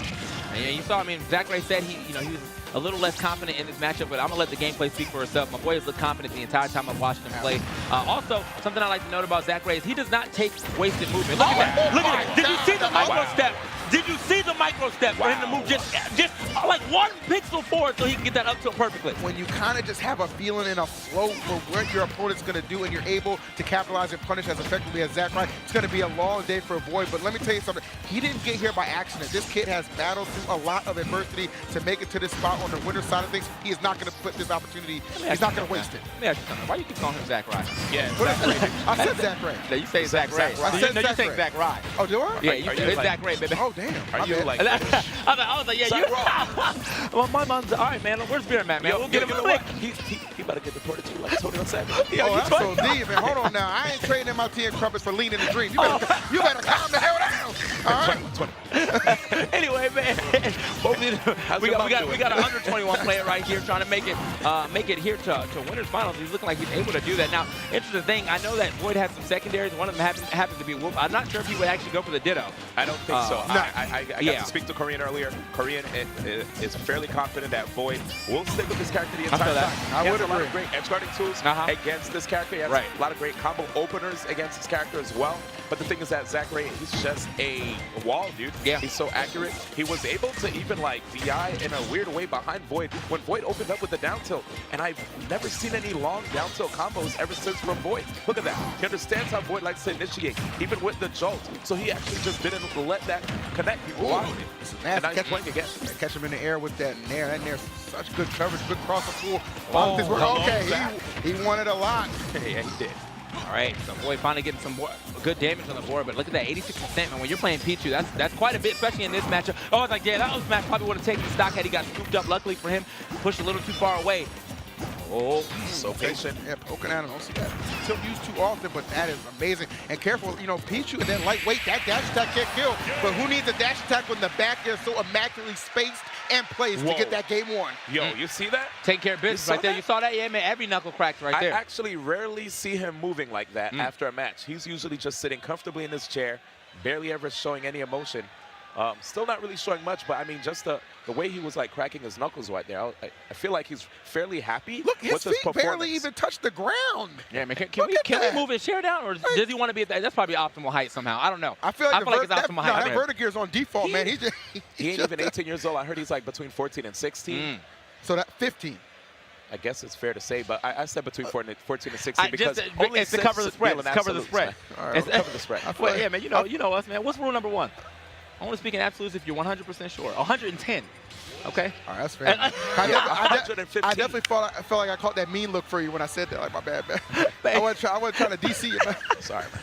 Oh, wow. Oh, that. I feel like we're going to get a tweet. That's my brother, man. I love him. Let's get it. Don't look at your phone, man. All right, so here we go, guys. Game 2. So that game run was extra rough for Void. As I said, Zach Ray just does not make movements that put him in a bad position unless it is deliberate or deliberate, or he feels like that is 100% the correct option. I feel like more than not when he's getting hit, it's not really in the neutral. Right. Wow. It's not really in the neutral, man. It's only when he puts himself in a disadvantaged state on accident. So. Dude, that's a multi-hit move, and he just spot dodged it. Imagine the time. Oh, okay, the follow-up was there, but the execution just a little bit off for Void. It's expecting Void to get straight up. He's looking for that Yeti. I mean, it's a confirmed if you can read the DI. So facts. I think he might have been actually way too low for him that time around. So he might have actually went for the low-angled side B, just still couldn't catch him. Pichu's small body. Yeah. That's where the matchup looks good for Pichu. You off stage? Oh yeah, let me just hit him one time. Man, that Nair stays out for so long. Great execution from Void. Understanding, look, I got to kind of make these plays count. He's been dominating me on stage, and as we see the perfect edge guard, really using the angle and that length of that forward tilt to take care of that stop. Yeah, man, using those warp recoveries, some of your characters have a good time actually using moves that just peek out a little bit underneath the stage to get their opponents. And whoops, down angle. Oh, wait a second. Well, damn, I didn't even. Well, damn, boy, tell him how you really feel. He was like, stop talking about Zach Ray. Bro, he actually pulled the Zach Ray tech. He stood in one spot to start that. Zach Ray was like, oh, it's time for me to get this back here. Dash danced out, got the grab, and then that led to the entire stock. Like he was gone. Goodness. Void knowing his confirms and really coming in clutch at an incredibly pivotal time. Now, this is a strong lead. Let's see how far he can really take it. You know how quick Zach Ray is able to just remove those stocks. Zach Ray. Ray. Damn it, shut up. It's literally right there, bro. Like, it's literally. My man Zach. I had put in his work real quick. Sorry. But I mean, when he's trailing like this, it's far from a sweet life. I'll say that. Oh, yeah. I'm out, man. That's all I got. Oh, there you go. There you go. That was part of it. That was part of it. That's all I got for you. It didn't look at 2 speed for him. I tell you, man, where Cody at? He needs some help. He needs some help. Tag him in. Tag him in, bro. Back to the match. I love these guys, man. Look at Void right now, man. Oh. Okay, Void. I'm honestly about to just treat a Dylan Sprouse head, man. Where you at? Like, we got questions, bro. Where you at, bro? Yeah, we're going to see you in a minute. All right, man. Look at this. Ooh, into the down air. That was a perfect pickup.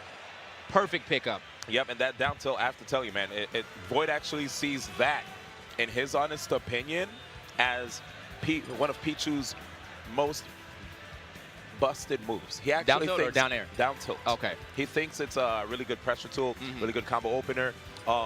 It's a lot of people keep talking about F tilt, which, yes, of course, it has great KO potential, and it comes out rather fast, but he actually is quite confident in that, the fact that people don't realize that down tilt is so potent as an opener for Pichu, really safe. And you saw, even as an edge guard, he's able to confirm into that down air, which, again, spikes in this game, especially against a character like Wolf, who got significant nerfs to his recovery going from Brawl to Super Smash Bros. Ultimate. Yeah, it's interesting. I mean, you can angle that recovery, but the problem with it is it doesn't cover that much of a distance, right? So you're really going to see it's just kind of easier to exploit. We even saw in that first time when Void elected just go off the stage on the right side, just nair him, and ensure he had no chance of coming back. So Void really understanding in these clutch situations where to apply the most pressure, and it really netted him a solid win in game number 2. So off to the third game we go to Kalos. Let's get it. This is a pretty big stage, and you know the way the edges, the side platforms are too. You could get out of ledge trap situations a little bit better. But right now, you could see these tech chases from both of these players. Void, and that's another thing I like about this actual stage too. These platforms can help you extend combos quite well. That's true. That's true. I mean, you see Void. Dang. Dispatch. Okay. Are you kidding? I didn't think he was gonna make it either, man. He knew about the drift. He knew about the drift and he knew about the drift, dog. Like I'm talking about, like. They worked it out, man. Dude, oh my God. Okay. Wait, you lived that? He smashed the eye. All right, it doesn't matter. It doesn't matter, man. He's been tilting over that edge every time, and I feel like he's got the perfect timing. My bad for screaming. But No, you good, bro. Wolf's attacks, actually, I feel like They get you hyped, man. they get me scared. They really do. Hyped. I'm scared of that move. You see him claw, bro? I don't want to get clawed by Wolf. Big Bad Wolf came out to play. I don't need a tourniquet after getting hit by him. That's what it is. It's facts. That guy's so good at just catching on to patterns and when people are going to use the same thing over and over. Like Boyd hit that first underdog and then jump for it again. Zachary was already there to meet him. Uh-oh. Now I'm saying Zachary, man. You got me messed up. Yeah, when I heard now you you say got me messed when up, you bro. said it, Like, I was like, he said it once. Zachary, man. Zachary. All day, every day. Damn. Love the coverage. Okay, great reactions thus far from Zach Ray. I like the emphasis on that. Zachary. Oh, the ring. Y'all gonna know. Okay, good recovery right there. You see Boyd trying to also use that thunder jolt. I didn't know that lasted that long. Damn. So it kept going, right? Yeah. He just shot it at the wall. That's another good thing about the stage too. Yeah, that wall actually allowing it to ride up. So if you hit it at the wall at any point in time, it just rides right up the wall too, so it can cover him trying to get back to stage. And that's exactly what he did there. Oh, block that F tilt, get off of me. Zachary's spacing is so good. You see Boyd even trying his best to defend really well against a lot of his tools, the back air, the up smash even. The smartest thing he's doing is really kind of paying it a ton of respect. And right there, Boyd wants to get the grab off the jump, but this time he gets it. Thunder. Oh, okay. Oh, okay. Don't forget. Yeah, man, that neutral actually barely, spaced out far enough so he could just shield grab. And when he went for the shield grab, he ends up getting the F tilt. And it's so smart that Boyd has been saving that too for the KO. He's been doing a lot of space snares and fading back, but once he saw KO percent, he said it's time. Oh, he's gone. Yeah, that back throw is just so powerful. And a lightweight character like Pichu is not going to do any kind of favors. So immediately, even putting again, ooh, that could have got the other hitbox. I think he could have comboed off of that. Yeah, man, Pichu, easily the lightest character in the game. Like, actually, well lighter than Jigglypuff, man. That character is, you get sense, okay? Yeah, that's all you gotta say. You just get sense. Forget about bones, man. That's all feathers. Ladies and gentlemen, look at Boyd right here. Had the right idea, but he had the right idea with the spot dodge. Just, the move lasts so long, man. Of move course. lasts so long. Just ate it up. A lot of these great players, when you knock them into the skies and you try to pursue them, they'll drift towards the stage. They'll even air dodge into the stage. And all you got to do is you follow that drift. You run back, and then you go for a solid anti-air or a move that can cover the 18 frames of lag that they'll have from that directional air dodge. Guys, saw that absolute? What's up? He knows his, man. You heard that absolute? 18 frames of lag. He said that absolute. Sometimes he 17, but he knows his, man. Well, I mean, all right, anyway, man. So into facts. I'm just saying, man. Yeah, Hashtag, facts, bro. Facts all day. But yeah, into game 4 here. And of course, the higher you go, sometimes there's less landing lag, of course, based on the duration of time that you're spending in the air. Back to this particular set between both of these stellar players. I'll try saying it without the phone open. Yeah, man. What is? First off, what you texted me? Oh, so that got the stats out here. Okay. Yeah, I'll say it, but I feel you, man. I know You somebody's got that Smash Bros. PDF in there, Look, bro. the Don't point you have a is, notebook over there? I mean, yeah, man, but it's just some general character and player information. Oh, okay. Facts. Supplemental information, baby. Sup, baby. All right, Game man. 4 situation right here. This is interesting, guys, because it's the first time throughout this event, maybe in Zachary's such a young career in this game, that we've seen him with this kind of adversity, man, facing 2-1 deficit going against, honestly, a Void who just looks just so renewed and alive in this game. And oh my goodness, almost had that quick combo starter, but Zachary able to escape just barely. He keeps finding his way out of these extended combos from Void, it seems. And because of that, Void's going to have to find some better resets to catch Zachary as he air dodges towards the ground. Jumping up in the air like that, Wolf can actually make it difficult for you to catch him too. Yeah, he's so smart, man. Drift. So smart. I feel like in that situation, I thought he was actually going to go for the dash attack, so he caught me too. I definitely would have air dodged in. He just waited. Oh, wait. He has to jump still. Better for him to be trying to go to that ledge shoot for the FB. I feel like side B doesn't snap the ledge immediately, so sometimes you actually get scooped up just trying to get to it. Did you see the backup player with that? Was such a hell of a follow through because I mean, especially on a character with this lightweight, that dash attack can kill. Perfect execution for Zach Ray. Okay, grab. Okay, wants to force an edge guard. And Zachary with the aggressive recovery option right here. Void coming down. Yeah, I like that. Oh, okay. Man, bro, he knows his drift. I'm sorry, man. Like, I feel like every time it looks like he's putting himself in a bad position, he immediately ends up snapping to that ledge. All right, easy combo starter. Let's go. Take advantage of that low percent. No. Not getting quite as much out of that as he would have liked. Oh, okay. All right, left side for long into Zach Ray. Yeah, well, no hitbox on that up B, so, I mean, all he had to do was be in the right place at the right time, and that's exactly what he was, man. That neutral air to bounce him off that stage, I feel like that was the first time he's done that too, so Void probably not even ready. Yeah, that lack of a hitbox on that up B, one of the little key and subtle differences between Pichu and Pikachu, but certainly making its presence felt in that particular situation. Yeah, I'm seeing a lot of drops right here from Void, which is quite surprising here in this matchup. Yeah, you said drops of his combos? Yeah, true. He keeps Rarely getting straight ever hits, see but okay. Getting a lot of straight hits, but not leading to all the damage we're used to seeing him get. All right, there he is. Just get the, it's gonna be enough, yes. Big time call out. That's actually the first back air KO I feel like I've seen in this entire set between these two. Oh yeah, well, yeah, no, you might be right. I thought he might have got one in the first game, but I'm not completely sure, man. We got a lot of game to be watching out here, so. And one of the main reasons for this is because of the fact that Zach Ray's been cutting the combo short. Yeah. Yeah. Very true.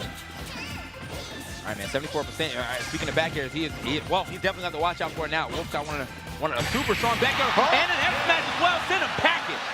Woo, what a strike back. Oh my goodness. Oh, and I've never seen that amount of emotion out of Zach Ray up until this point. I guess when you're facing heading to loser's bracket and you strike back like that, that is certainly something to celebrate. Folks, in winners semis on the other side, we have another Game 5 looming. Let's go. I mean, honestly, think about it. If you were ever a young child, right? Well, not even an adult. Yeah, we all were.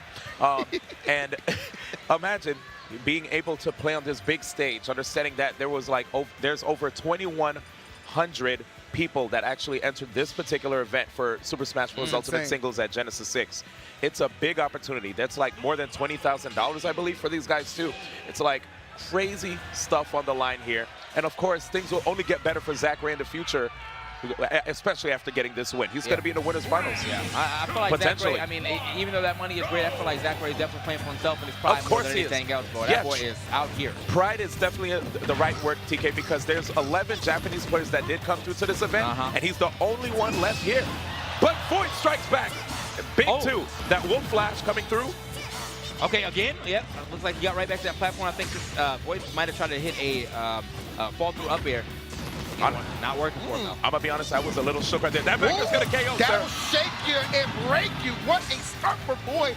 This Game 5 looking to go his way if he continues this momentum. Let's see if he drops this. He gets it. Yeah, D1, you were elaborating, man. You see him drop a couple of those combos uncharacteristic, but no, right now, responding, showing up, and doing all the right things. Zach Ray, this is not the start he was looking for by any means. Oh, no. Hold on. How's he getting back? Use the jump. Okay, the Wolf Flash. We're not going to get the spike. Obviously, it's hitting back to stage, but also gets himself back to stage. So good stuff for Zach Ray. Definitely trying to get this stock off sooner than later, but Void not trying to hear any of that. Keeps forcing him in this terrible position for Fox. Or for Wolf, sorry. Okay, no worries. Probably a terrible position for Fox, too, to be honest, young man. Anyway, a fur is a fur. Whoa, now. They all matter, man. Let's get it. Shout out to Sonic Fox. You already know, man. Shout out to Void, though. He has just been an absolute nightmare in this Game 5. Up throw. Gets up to, oh, misses the Thunder, actually, but either way, still got that stage control staying right in the middle. Ooh, watch that shield. Okay, yeah, he's watch putting that shield. a lot of faith in that shield, man, resembling a Skittle, but still. Oh, my goodness, Zach Ray tastes the rainbow and the F-tilt. It's Zach Ray. But here it is. One stock remaining here versus Void on the verge of getting winners finals, and Zach Ray answering back. You know, I didn't think that up smash was actually, but then again, it's Pichu. That's fair, man. All you already know them weights. Wait! Oh, come on. Yeah, he got the ledge, man. I was looking bad if he would have got hit by that jab. That was probably Void going out there for the down air end of the game. I think a lot of Zach Ray fans on there, a collective sigh of relief that was not how it ends, but still Void with such a strong lead. You got to imagine, is there any chance of him dropping this? I got to be honest with you, fellas. I don't think so. 95 on the board, looking for that early jump from Zach Ray with that back air, but Zach Ray going to recover just a little lower. Giving himself another chance at this game, but oh my God, look how much he has to get back. I know Pichu was light, but he only has 37% on him right now. And there's the up throw. Void waits. Trade? Oh, that's it, yeah. That's it. Where are you going? The air dodge was out. All he had to do was make sure he knew exactly where he was landing. Didn't waste any time, just waited for him to get down, and then said the F-tilt is what I'm going to do to finish you. Bars. Ladies and gentlemen, Void has made his way to the winners finals here at Genesis 6. This is such a big deal for his for his career, man. Oh, of course, Wow. man. I mean, this kid he's been such a prominent member of the community for so many years. And you know he's had his struggles. Now. I'm saying.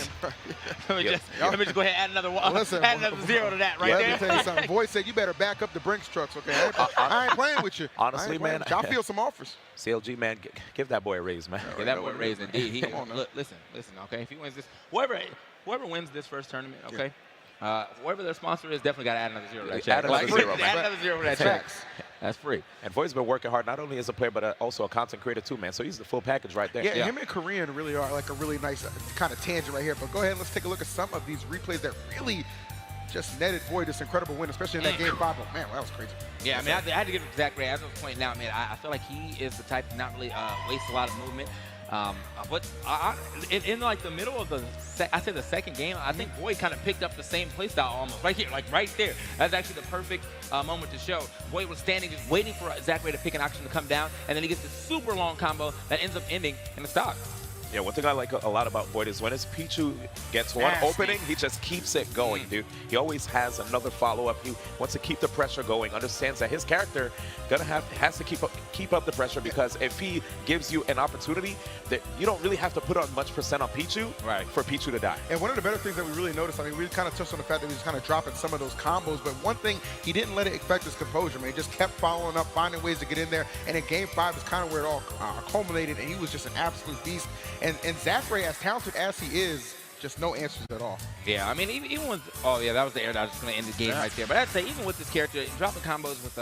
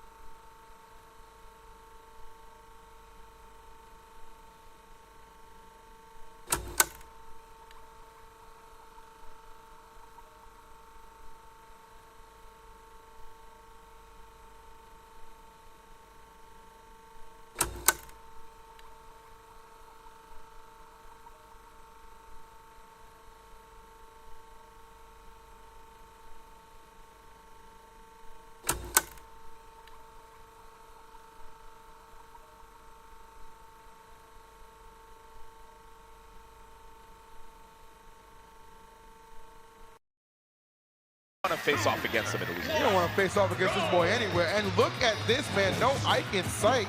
No Ike in sight. That is the baddie, man. Not so much the baddie, but that sword pretty thick. I'll tell you that much. Let's go.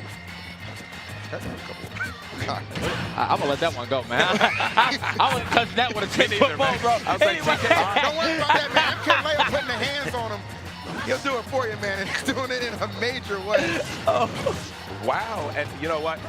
Switching over to Lucina is not the worst idea in the world. We did see Light face off against the likes of Nairo. Oh, my God. What game is this? Bro, what game is this? I feel kind of bad for him. He went for the counter, and it did not pan out. And then he ends up losing his stock for it. Like in a better situation, he would have got that KO. But well, you're playing against Light. Light said, you know what? Well, you're already down here. Let me go ahead and make sure you go in too. Absolutely. It's crazy. And right now, yeah, he took so much shield pressure. You actually just have. Yo, he aimed for his head. He took the jugular. Bro, guillotine style, bro. Oh my gosh. That was he knew what he was doing, but that's how you send a statement. Yikes. This is a real get off me. I like that. Quick up tilt. Also say up. Air as he's landing, make sure he can get a combo started as well. And now, can my man get down? Oh, well, there it is. He came down, man, but right into a parry. Well timed, as always, by Light, the picture of efficiency when it comes to parrying. Catches the drift back right here on the air dodge. Let's see what Light has. Of course, up tilt is not the same as Smash 4, but that up smash, oh man. That's any iteration of Smash, that is just powerful. Yeah, and just to reiterate, when it comes to that up tilt, it used to catch people that try to grab the edge, but now the hitbox doesn't hit below. Because of that, it's harder to try to like two-frame opponents with Fox. Yeah. You said the up smash? Up tilt. Oh, up tilt. Okay, Yeah. I was ready to say, man. Don't worry, find an up smash hits under the ledge. Like, that character's actually busted. But nice, you see Light right there, he's taking one hit on the shield. He makes sure to reposition himself, because again, one hit on the shield, you know they're gonna probably look for an opportunity to sneak in a shield breaker. Probably like short hop backwards towards you, then be reversing just when you don't see it coming. But here it is, Leah, 1-1 here. First game, again, loses quarters. Fantastic reaction time from Leo, just responding, knowing exactly where Light was thinking about coming. And this is where he can really start to take advantage. You know, MKLeo was talking about this Lucina for quite a bit, and I feel like I just never got a chance to actually watch it unless I stepped over to a stream. But as far as tournaments go, we've seen a lot of that Ike and whatnot. And Mark too, a little bit on the stream, right? Right. But it looks like this Lucina is about as good as he was talking about. You know, he won that one tournament. It's like, Ike's only my 6th best. And now look at him. Look at him kind of backing it up right now. I'm telling you, man, this Lucina looking primed and prepped. Maybe gets this W, but Light, I mean, he has been kind of the dominant factor in the opening quarter, but my goodness, down the stretch, it is all MKLeo. Yeah, he must have not expected MKLeo to try to go out there, go the distance, but when you're this far into the game, when you know it's going to be last stock, last hit, as long as you can go back to the stage, it's okay to go out there. He knew exactly, he lined up that back air perfectly. He most definitely did, and I have to say, it looked a little difficult for Light to be able to close out that stock. You saw how he kept going for a lot of full jumps, and then MKLeo just kept repositioning himself in a way that he would have an answer for these full jumps. He had the up airs at higher percents. We even seen him like move a little to the side and just like anti-air with a forward smash. So of course, he can't rely too much on those full jumps. If he does go for it and MKLeo doesn't quite defend against it, then it opens up the opportunities. You get the nairs, you get the grab 50-50, right? But the way MKLeo's playing right now, it's like he understands the game plan, and because of that, Light's gonna have to adapt. Because these guys know how to edge guard Fox now, man. They listen to Left. Yeah, they listen. I mean, they probably watched a couple of Nairo clips too. We saw them super long edge guards from Nairo there at Glitch. Yeah. Unfortunately, he wouldn't be able to pull it to the stage in Genesis. I think Nairo got the 17th or something like that. But looks like that Lucina lives on in the form of MKLeo. Yeah, man, kind of just inherited that, that will of fire, man. Will of the knife, I don't know what you want to call it, but either way, certainly the will to win present in MKLeo. That's why he is leading 1-0 thus far. There it is right there. You want to go for that grab whenever Fox nares you. You got to watch out for the jabs. He gets good percentage, and of course you're going to be in a bad situation, especially if you're back to the edge like that.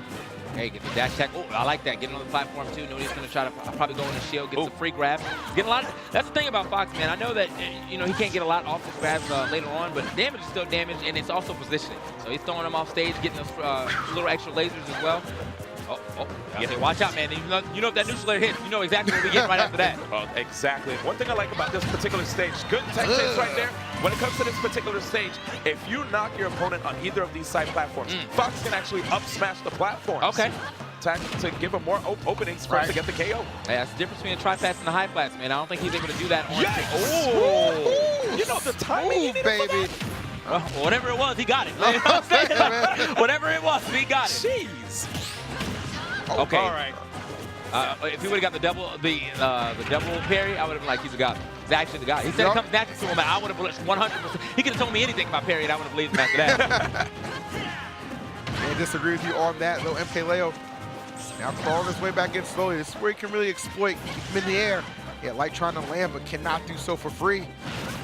Throw. All right, as they're not getting much off of that. It's a down air, but luckily for him not getting a super hard punish. I'm glad he didn't put that shield after the down air hit. Not enough time passed for me to think that I wouldn't have broke. Also, great block yet again. I'm surprised he didn't get that punish. It seems like he knew exactly what to do. Watching a lot of streams, a lot of people are still running back when Fox does not cross you up if you shield anything. Yeah, it's like, dog, yeah, you don't get crossed up, man. Yeah, Shield. Yeah, exactly. We're 3 months in, man. Come on. Come on. You gotta know that, man. You ain't gotta keep paying him that much respect. Oh, no respect being shown from Light. Of course, the fourth one's not guaranteed, but, you know, try to see what he's trying to go for there. Okay, going super deep, as is Light. Smart stuff. Ooh, MKLeo, maybe not the best execution we've ever seen, but the pressure unrelenting. Most definitely. Again, MKLeo, even though he's at 79, oh, well, I gotta wait till he gets a hit in here first. Yeah, the tech on the grab. MKLeo definitely saw that grab coming, which is why you saw the clash right there between both of those two. He's repositioning himself, but that's an up smash again. He's still living. Don't be fooled, man. Man, I need. Can we get a buff on that? See, can we get a buff on that false finish? Honestly, that's why I have trust issues, bro. I'll be single for life. Do not run up on me, he says. Getting that up smash right there. MK. Shout out to the Red Bull all the way, too. Yeah, man. Let me tell you, man. Light is just such an amazing player to watch, dude. He's like, I'm a big Larry fan, man. I love even watching Charlie play, but Light has been so stellar, dude. I mean, look, Light, as talented as there are, I mean, you know, mentioned it, you know, Larry, Charlie, ZD, there's a lot of talented Foxes out there. You're looking at the best one on stage right now. MDVA. I mean, we just say it wrong. Give him some shout. We just put him out there. You no, know? he's sick. That top 8 performance that he was able to get, too. Yeah, all right. Come on, man. You got to backtrack now, baby. I got to watch out, man. What are they going to start saying when they see me? Detour, man? Detour, because he's moving. Tidor? I don't know. Oh, Tidor. We don't even know what that means, man. Apparently, that's not for us. By the way, can we shout out the technology that we have here on the stage? They show us what people are banning and what the stage counter pick is after they pick it. That's really cool stuff. Not only do we have that, we have the Red Bull fridge right in the front. We have the headsets for the people to listen to the music if they want to block out the sound of the crowd. It's been looking real nice up here. Options. Yeah, man. Shout out to Asus again with the monitors, too, coming through in the clutch. Yeah, that's that new model, man. Yeah, it's looking real good. Republica Gamers, feel free to hit me up, Asus. I got my address, man. Man, I might need a model. Yeah, me too, man. Yo, holla at me too, man. Come on, man. Hey, I got a P.O. box. That's the EE special, man. Yeah, man. We just called it. He waited for both of us to say it, too. You remember when we both had the 3-part emote? I ain't bringing it up. That's actually OD. Come on, man. I got put on blast. I see TK's emote. Just a shade darker. Man, they got to have everything, right, D1? I got it, man. I got it, man. All right, man, in the game 3 here, as we are out to Town and City in MKLeo, this matchup in itself, I feel like he's spending a lot of time trying to pick and choose when he's actually allowed to land, when he's actually allowed to throw that sword out, because anytime he's whipping that sword, Fox is actually fast enough to get in there and get a nice punish. Absolutely. Ooh, okay. Speaking of nice punish, you're seeing that coming out off jump, from MKLeo.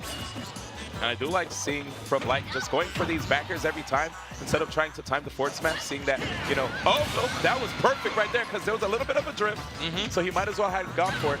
And, you know, decent horizontal distance on that. It's interesting. How many times do we see, you know, that little bit of drift not get punished, right? Exactly. A lot of players will just kind of leave that, you know, off to a whim, but Light just so efficient with his responses, not letting MKLeo get away with anything for free. Ooh, but another back air. Such a potent KO tool right there for Lucina. Decent range, amazing knockback row.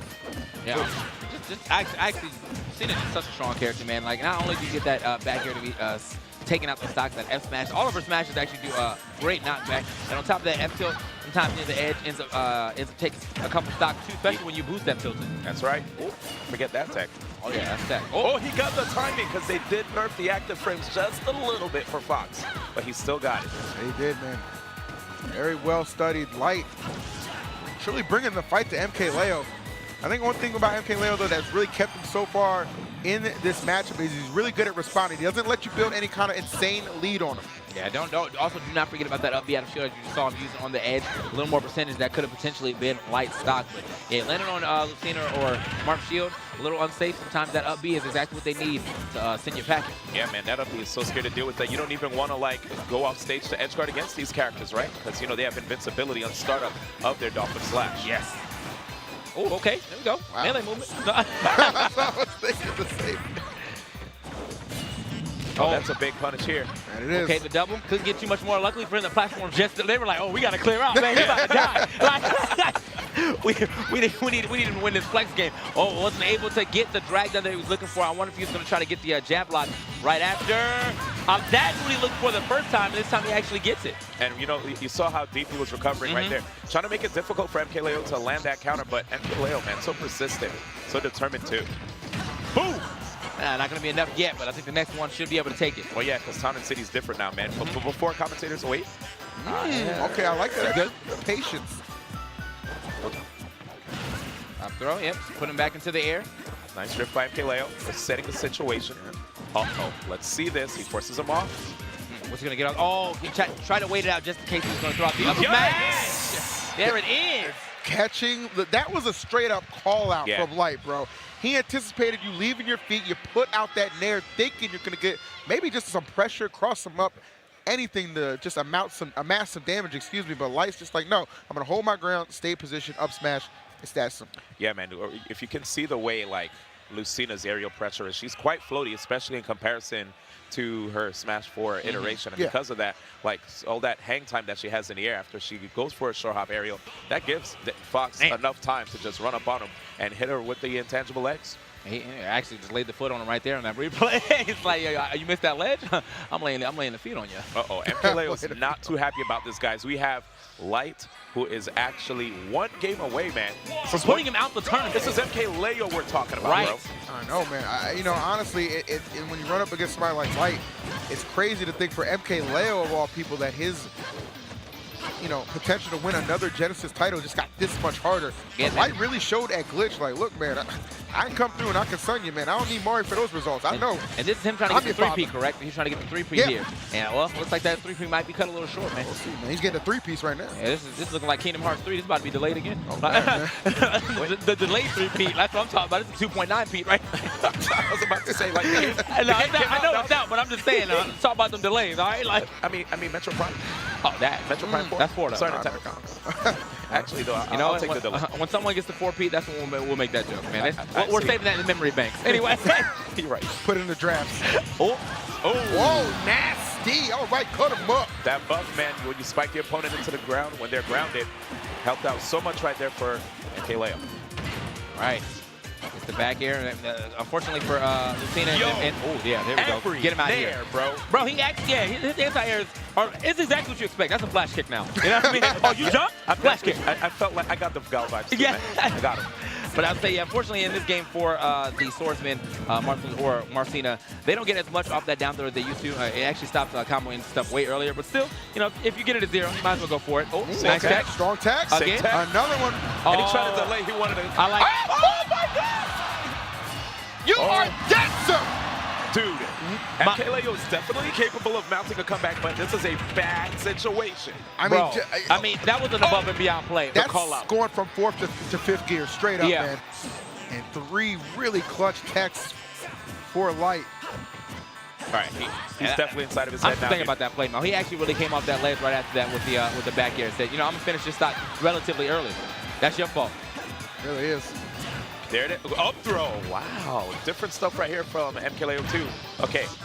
Back to our regular schedule. Back to our regular scheduled throws right here at low percent. The down throw actually getting him an up air this time around and keeping it going with an up tilt. But luckily for Light, he was able to get back down to the ground. That's always going to be the worry when you're playing against, anybody pretty much in this game. Being in the air when you don't want to be is rough.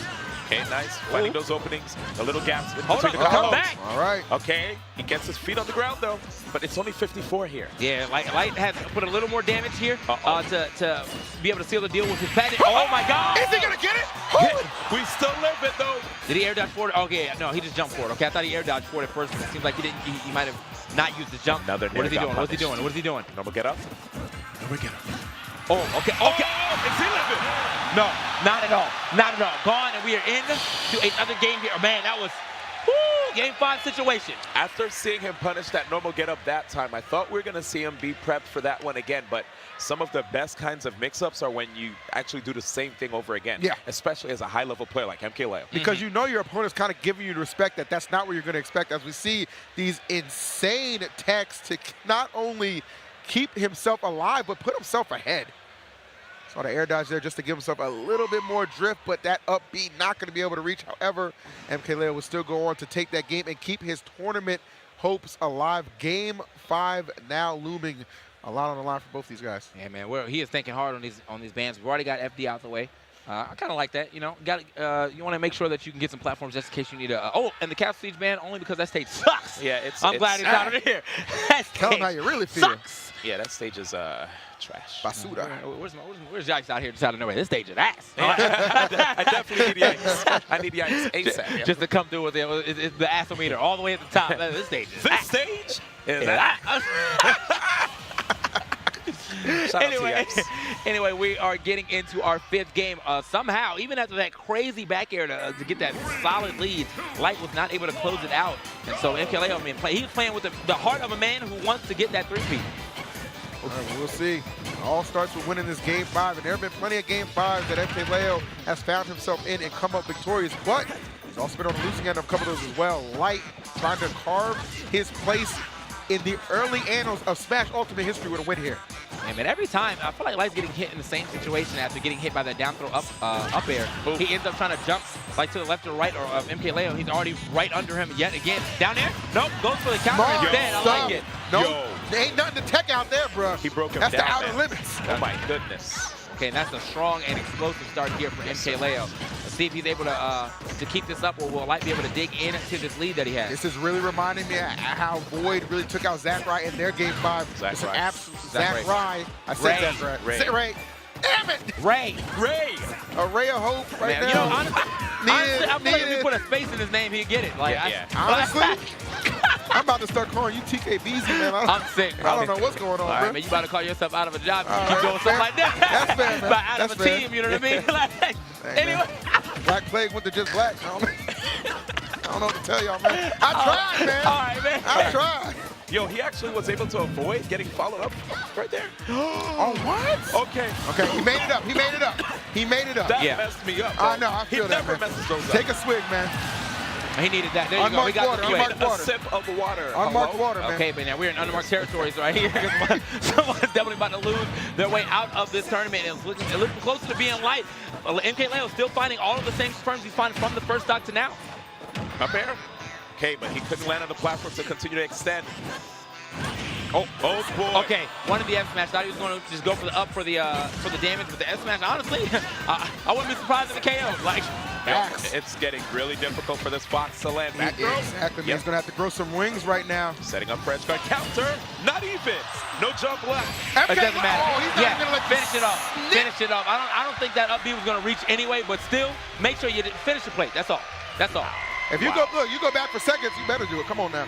We don't waste food around here, man. We certainly do not waste stocks and opportunity. MKLeo, what a ferocious comeback. Yeah, I mean, that was a comeback that stopped him. He was this close to being out the tournament. Yeah. After that back air play, when he had to, he lost that stock relatively early. Yeah, and he had to play 2 stocks to 1, and oh man, he managed to make it happen. And then after that, I think that was all the momentum he needed to take that last game. I mean, that was completely in his favor. It's just opportunity, man. Yeah. Opportunity to not waste it in a well-earned victory and a dominant one at that for that Game 5, man. MKLeo still on the hunt for that 3-peat. Yeah, man, it was so smart of him to actually switch over to Lucina. You notice that he was able to use so many great edge guarding tools at his disposal versus Light as well. Like, he had amazing juggles with the down throw to the up airs, and even was reading these double jumps to keep the up airs going. And then whenever you saw Light deep off stage trying to recover, he had the counter on deck. Yeah. You ain't gonna see him do that with Ike. He's gonna be hanging at the edge going for the counter. Of course, you picking Lucina, all of a sudden, things change. That's crazy. As you were talking about, well, that was the headshot right there. Yeah, as you were talking about the counter off stage, we just got the replay of the one where he missed it, or he got the counter, but like it missed. So that was a rip for him. Oh. Yeah, this is gonna. This kind of. I feel like this is kind of where. Oh, yeah, okay. looked like he was about to take the entire set here. I think I understand why he wasn't able to get that punish there. You notice he dashed back and then he went for the forward He smash. didn't immediately go for it. I mean, there's a little bit of a window there which allowed Mike to kind of survive. Just a hair. But this was crazy, bro. What an anti-air understanding. You're going to come out that shield, try and hit me with an attack. I'm just going to stay grounded, hit the up smash. That was big time. But this right here, making it on every highlight you can imagine. But the crazy thing about this, guys, he didn't even go on to win this match. Yeah, that was a huge highlight, as EE said. That was the one I was talking about where I felt like that was about to actually just be the 3-1 set. Yeah. And Kaleo said, no, you know what, I'm fighting to the very end, and that's exactly what he did. Look at this lead that he expounded on, and then actually winning here with the 2-stock. First that was a crazy Dolphin slash. And then all right, let's get it. Losers quarters, here it is. The Buzz versus Zach Ray, man. Okay, wow, the Buzz actually starting that off on an up tilt and then the pivot grab. Gets a nice little 30, say now 45%, still keeping it up. Nice spot dodge from Zach Ray with the whistle. Actually giving a platinum punish, yeah, because he was on the better side of him. You know what I'm saying? That was punish of the week. Oof. And here's the follow-up from Zach Ray, immediately opening the Buzz up and just taking control of this stage. You see all the pressure he's putting on him. It's exuding a ton of confidence. Love the fact that he tilts and then going deep. That's what I like about Zach Ray, though, man.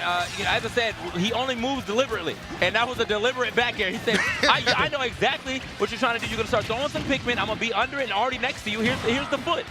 You're gone. Straight up put a crack right there in his helmet to take that first stock, and here it is. I love the mix-ups, too, from Zach Ray. You saw him dashing up on the Buzz there, but the Buzz with the spot touch allowed him to cross up. But the up smash remains a threat, giving him that first stock. Maybe a little overzealous with that dash attack. Buzz having that shield up was going to be able to punish accordingly. But still, man, what an explosive start for Zach Ray. And we're taking to the Buzz. Okay, that's good. Oh, that was, yeah, not the way you want to recover. Just barely missing the ledge, but I don't think DeBuzz was expecting that, so he was not in position to punish him being over the ledge. Oh, Zach Ray trying to land aggressively. The Buzz standing his ground and taking the lead. And he has the red in front, but right now, here come the purples in the back. Zach Ray coming through, already got rid of the red. Another hit here. Oh, actually, well, the F smash, but I guess it just didn't come out, man. You know, sometimes you get that Pikmin mishap. That AI, man, it works to get you in this game. That's why nobody playing Ice Climbers right now. Anyway. Oh, man. I think I fixed it in 2.0. We'll see, Mal. Ooh, okay. I'd love to catch that. Okay, Zach Ray trying to hold him off on the left side. No go. But that up smash, what a play. Yeah, I think right there, it looks like the Buzz was expecting him to jump. He threw out a lot of up airs, and had he jumped, he would have jumped straight into it. But Zach Ray staying on the ground and waited for DeBuzz, well, I guess, to run out of juice and immediately hit him with that up smash. We got a lot of people howling in the crowd, man. Yeah. Well, actually, Zach Ray has him howling. Gotta feel it, man. Gotta watch himself here, man. 73%. We got a purple on deck, and he's still, yeah, he's taking quite a bit of damage from that yellow on top of him, too. Yep, we got a white coming up soon, but yeah, it's very soon for DeBuzz to actually pluck purple. It's scary, and look at that, trying to land. Look at his edge guarding. Perfect coverage, man. Wait, that back air almost connected, TK. How did he know that he was coming on the stage, though? Oh, I'm coming back. I'm coming back. The firewall angled right into your grill. I'm kind of mad they call it firewall. Oh, I can't believe he got that. That was, I don't even think that was true, man. That was like kind of a bootleg combo product, if you will, man. Something out the Soulja Boy variety, you know what I'm saying? Like, I mean, it might look the same, but. All right, man. So, yeah, all right. Wait until you get that tweet, man. You know he's watching. He's trying to get ideas. He's coming for you, you know. We gonna make it work, baby. All right, so yeah, that was I feel like that was a little rough for DeBuzz in that situation where I feel like once Zach Ray started to get his momentum going, DeBuzz didn't know how to shut it down. So, but after he lost the stock or whatever, and he came back on the clean ground, DeBuzz was fine. It's just as soon as Zach Ray seemed to get that first hit, he was able to carry it until Yes, sir. Yeah, man, Zach Ray, I just love his combos, dude. And like, he, with a character that doesn't have such amazing recovery, he still goes out there, you know what I'm saying? Absolutely no fear. You got to make those plays when they count. And here it is, the hows are out again. How, if you want Zach Ray to win, they said. And they're doing it, man. All right, let's get it. Game number 2. Uh-oh, but right, DeBuzz right now saying, don't you dare keep jumping on top of me like that. You know what move I have? Do you understand the bucks? You got to pay that respect. Did you ever play Shoot On, good sir? I mean, we saw, actually I saw in some of those matches before too, though, that Nuclear does actually snuff out up smash quite a bit. But I guess at that point in time, if Olimar started getting hit by that, they're just going to dash out the way and punish your Nuclear landing lag. Trying to see if we can get a pickup with that forward air here. I like that faded back. That blaster is so huge. I'm telling you, man, it's covered so much ground as well. Oh, didn't have a double jump, but you saw that holding down, extending the hitbox right there on the edge. Oh, okay. Are you actually going to stay there? That's scary. Yeah, the Buzz will keep up smashing. The spot dodge was probably smarter than him trying to jump out of shield, though. I think that would have got thwarted. Yep. And he might have been out of that stock. So I like the awareness here from Zackray. The Buzz will not be afraid to pull that trigger. Okay, get off. Whoa! Right there with the trade. That hair was so good, lasts forever. I mean, he's lucky that traded too, man. That was a purple. Facts. Yeah, that would have been a very gone stock. Solid up tilt right there, Zackray. Trying to pursue, but the Buzz right there landing on the platform was very smart, but he has to get off as you can't, like, you know, do the usual like shield drops. Back air, not enough. Yeah, good Should be able to make it back to stage. All right, Yo, the Buzz. Hitboxes. Can we talk about that hitbox? He thought he had it, man. How far away from the ledge was he? I feel like he was actually still in the green. I feel like I saw it a couple times for Tweaks Whoop yesterday, man. That just, it doesn't make a whole lot of sense, but you still got to accept What happened? I think it's because of the fact that he was already committing to an action. Might have extended his hurt box. Yeah, that down smash when he holds his hands out, so he got his hand clipped just barely, but it was enough.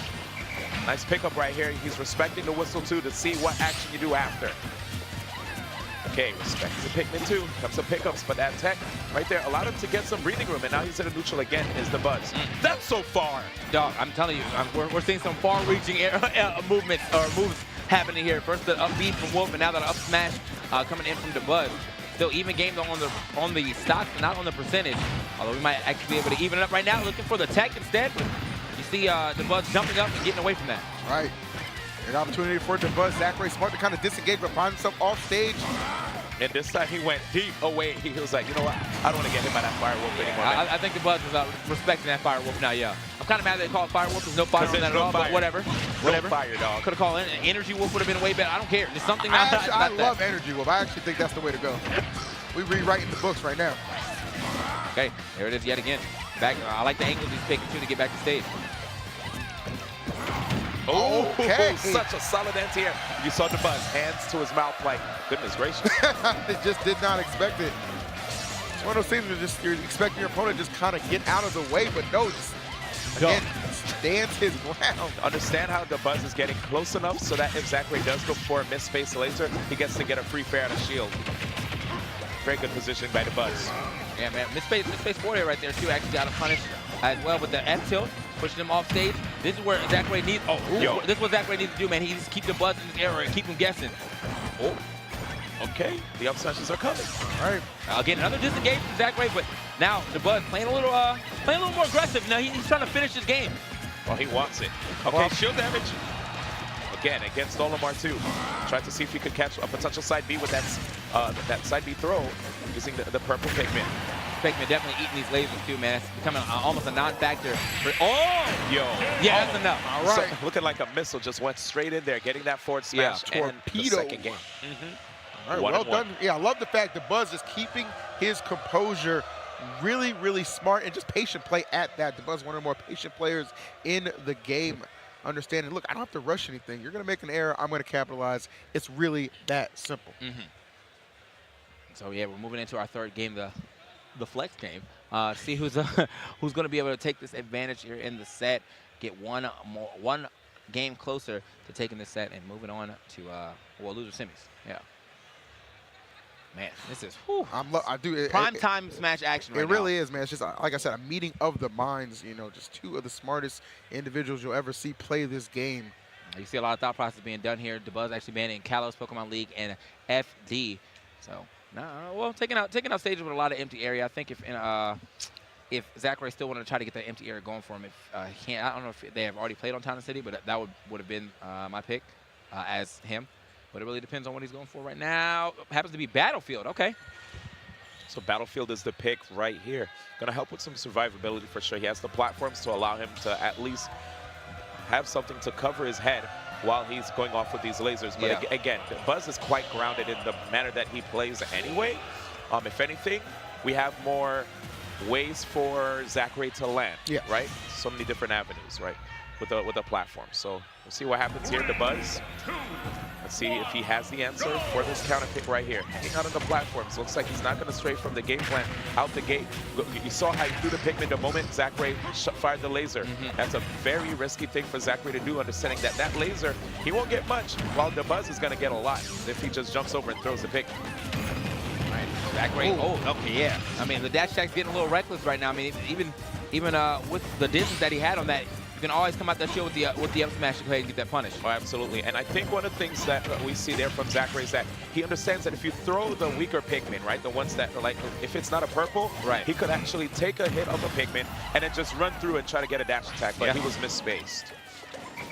Right, off that ledge. There's a ton of damage building. Oh my goodness, all right, we'll take it. Ooh, yeah, I would say off that ledge, gets back in the center stage, but will get sent right back out with that F smash from the Buzz. Not a lot of damage here onto the Buzz either. But again, I think this time the Buzz, or just in these last few matches, he's doing a way better job of making sure that Zachary doesn't get himself any momentum.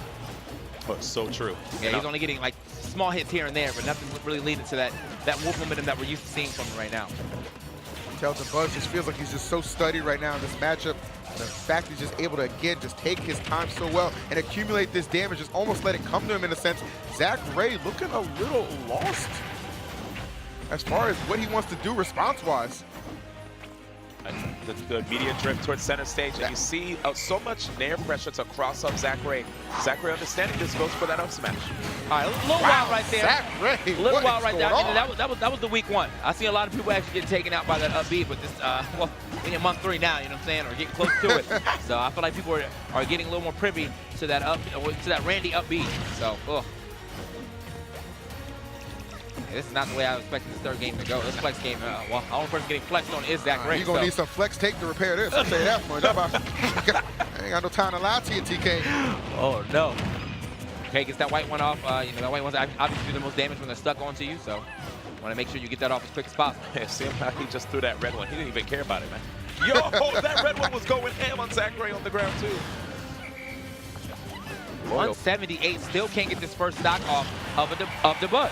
We actually get the forward air there, but still not enough. The neutral edge should be enough. I just kind of feel bad right now for Zach Ray taking that long to get that stock, because now he's at 54%, has to play a hard game over these next 2 stocks. Yeah, I mean, look, you know, Zach Ray has proven to be incredible. We know what we'll do, especially at these low percents, trying to get these combo starters going. But as efficient as the Buzz has been in this third game, I cannot see him dropping it. That's definitely, well, I don't know what Fox he got a chance to practice against, but he's made short work of the 2 Foxes that I've seen him have to play against, one of them being Tweak, but this time being Zach Ray. Zach Ray, though, trying to bring it back. If you got that down smash, that probably was going to be the stock. That move is extra strong. Big Bad Wolf, man, neutered a little bit right now. I must say, this has been all the Buzz in game number 3, looking to wrap this up potentially with a 3 stock. Dude. Only got 1 Pikmin on him. He's giving it a better watch. 2 stock, excuse me. Okay. This is looking real bad right now for the Buzz, as he's trying to hold on to the stock, trying to finish this game as quick as possible. The lineup's looking good for him, though. He's got the purple, he's got the blue for the grabs, and he's got the yellow. You know, so let's see what he can do with it. Yeah, you definitely don't want to get grabbed. Or anti-air, like you saw right there with the up smash. You know what he's going to do with it, man. Go ahead, flex on him. Wow, that was an absolute beat down. Yeah, that was. I mean, I don't know what Zach Ray is going to have to think about. What stage? Maybe that wasn't the stage for him to pick. I feel like he did. I don't really like going to stages that obviously give Olimar too much space to be able to hide under. And that was 2 platforms he was able to hide under, plus the third one just so it was making it hard for Zach Ray to get center stage and things like that. It looks like we're going to Town and City this time, and that was what I was expecting him to go to, seeing that Kalos and FD were banned. So. Here we go, ladies and gentlemen. Zach Ray versus the Buzz. Game 4 situation with the counter pick advantage on the Buzz. And I have to say, man, out of any matches that I've seen from Zach Ray, that last one, that was the roughest. Yes. Yeah. Now, I'm not even gonna I don't even really attribute it to like nerves or anything. This young man has responded well to being on this big stage. I mean, you just gotta credit the Buzz for just coming in and executing. It's almost immaculate through these first 3 games, and that's why he's leading 2-1 now, with an opportunity to really just put Zach Ray away. Yeah, he's playing this matchup quite well. I mean, he's not allowing Zach Ray to get those extended combos. He doesn't play scared once he gets the air dodge out. You know, sometimes, oh, okay, hold up. They're scrapping right now, Yeah, they bro. are definitely scrapping. Okay, doesn't get the grab. Yeah, I see it at those early percents when I see the down throw to the dash tag. Usually people end up getting re-grabbed by Zach Ray, but he actually air dodges back and then waits for whatever next option he does and tries to go for the punish. So it's very smart of Dabuzz's defense. Zach Ray has got to catch on to that very soon. Nice anti-air up smash. He's been getting a lot in this setup, or in this set. Good patience by Dabuzz. Oh, Charged you it up. saw that. He applied that pressure with the up smash. Oh my God, you can't block him. What I tell y'all. See ya. Man, why Dabuzz pop off in the chair right there like he wasn't charging that smash a guaranteed hit? Like, hey, all right, this means a lot to him. Yeah, man, it definitely means a lot. And I understand, you know, you're on the grand stage, you want to keep your tournament life going, and that is exactly what he's trying to do, guarantee himself at least 4th place if he ends up taking this best of 5. Yeah, man, we saw Dabuzz on the stage last year, you know, fell short of his personal expectations, of course, which results in a win, but he is certainly showing up against Zach Ray. I mean, you have got to just respect the amount of effort and confidence he is playing with right now. I have to say, I feel like a lot of people's fantasy brackets get it. If they had a fantasy bracket and they actually made it correct all the way up here, they've got to be in shambles. Yeah. Maybe a little more shambles if you bet on the Rams earlier today. It'd be like that, but you know what? Hey, man, some offense at least being shown by Zach Ray. Sorry, Jared. Okay, gets the forward throw. Yeah, yeah, get that white win off you as quick as possible. Has the lowest health, so it doesn't take much to get it away, but it does do the highest damage. You want to get it away as quick as possible, as I mentioned earlier. Zach Ray starting to dig into this lead. Still having a tough time dealing with Olimar as far as edge guarding is concerned. Has to keep these ledge traps going, hanging on the left side of the stage. Dabuzz, though, getting interrupted with each nair attempt. That forward tilt, though, gave Dabuzz a little bit of time. That it did. I think he actually killed 2 Pikmin right there. Yeah, he just kind of just put the boot I'm walking on him. through. Forcing an edge guard here, but Dabuzz is quite content hanging. Yo, when you have all that range, sometimes it throws people off when you just hang for a bit. Yeah. That invincibility wears off, and all of a sudden you're flying off stage. But Zach Ray still hanging on. Wow, that was a bait. That was a bait. It really was. Just the movement behind that to bait him to come off the right side. Honestly, man, yo, he's going hand with these up smashes. He's like, yo, I got a buff, by the way. I don't know if you know, but I got a buff. Yeah, I think it's 0. He actually is guaranteed 2. So, yeah, that would have been some great damage for him. So, the F tilt, okay. Get yourself back in the game. Low percent. We got a game here, people. Here we do. Was looking a little bit rocky, but this game 5 could become a reality if Zach Ray can put him away. Yeah. Get the double KO on those Pikmin. Now, Dabuzz only sticking with 1. This is where you get the advantage. He has to get back to stage, put Zach Ray away, or at least run away from him and get another Pikmin toss. But still not doing that, man. Now he's opting to use his non-Pikmin moves. Dang. Has at least 2 on him. Tries to get the roll read here. Okay, the clean responses from Zach Ray. Looking out for those double jumps after that 4th throw. Okay, and that blaster immediately got rid of the red, but Dabuzz, of course, tough spot here. Went for the whistle. Oh, okay. I understand that Zach Ray thinking he was going to go down to the ground, but he actually did retreat right to the platform that Zach Ray was originally standing on. The anti-air is enough! Every time! Do not jump over me at KO percentage! All predicated by the fact that he did what Wolf does best. Win neutral down the stretch. 1 opening, 1 opportunity, and 1 big game 5 just around the corner. You know, actually, I don't like using the term disadvantage state or anything like that, but that whole section where he had 1 Pikmin, I won't say he was at a disadvantage state, he was just at a huge disadvantage. I mean, you basically have 1 chance to throw out 1 move, and then after that you got to opt to go for your Pikmin-less moves. That's his neutral air in the air, his up tilt on the ground, and then his jab and F tilt and his down tilt. So that was rough. That was rough. That was a rough outing for him. He finally got his Pikmin. It was too little too late, and then Zach Ray with the perfect call out on that jump over him finishes that stock. I love it. Wow, man, you could totally see right there, Zach Ray, right after he got that win, he walked up towards the center of the desk, looking at what stages are available, and I saw him, you know, he balled his hand into a fist, pounded the table a little bit. You could tell he was really, really happy with his performance. Damn. And that was really hard, man. I mean, Dabuzz showed out. It was 2-1. And that 3rd game, he had such an amazing performance. Like some of us were led to believe it might have been a 3 stock. I won't say any names. But, you know, right there, I was able to actually bring it back, and now it's 2-2. All right, so Lilac, now looks like we're going to Lilac. From looking at the ban screen, he actually just banned all the Yoshi stuff, so he's not about that. He don't like Yoshi at all. But we're out here. The Lilac is giving, pretty much giving the Buzz 3 platforms to sit under.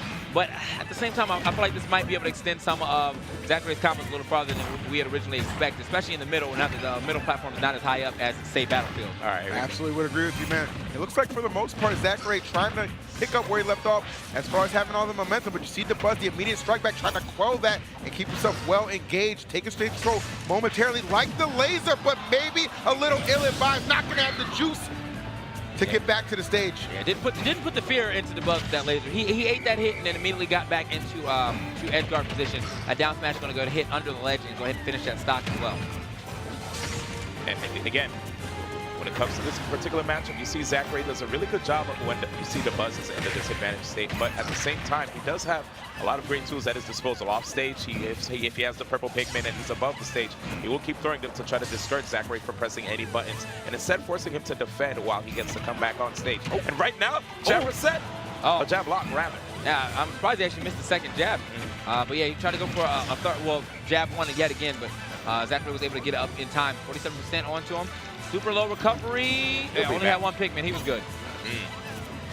Has the white right here, which can inflict a lot of damage, but it got killed with that one blaster so quickly, too. Zachary, these up smashes. He loves that go-to tool to just take care of a stock, seemingly in the blink of an eye. Dude, I always forget that he has the up smashes, too, like, because he barely ever uses them until the time is right. Very sparingly, right? Very sparingly, but when it comes through, man, you got to imagine. It's fresh, too, every man. time. Him using it that small amount definitely means almost every time you use it, it's going to be fresh.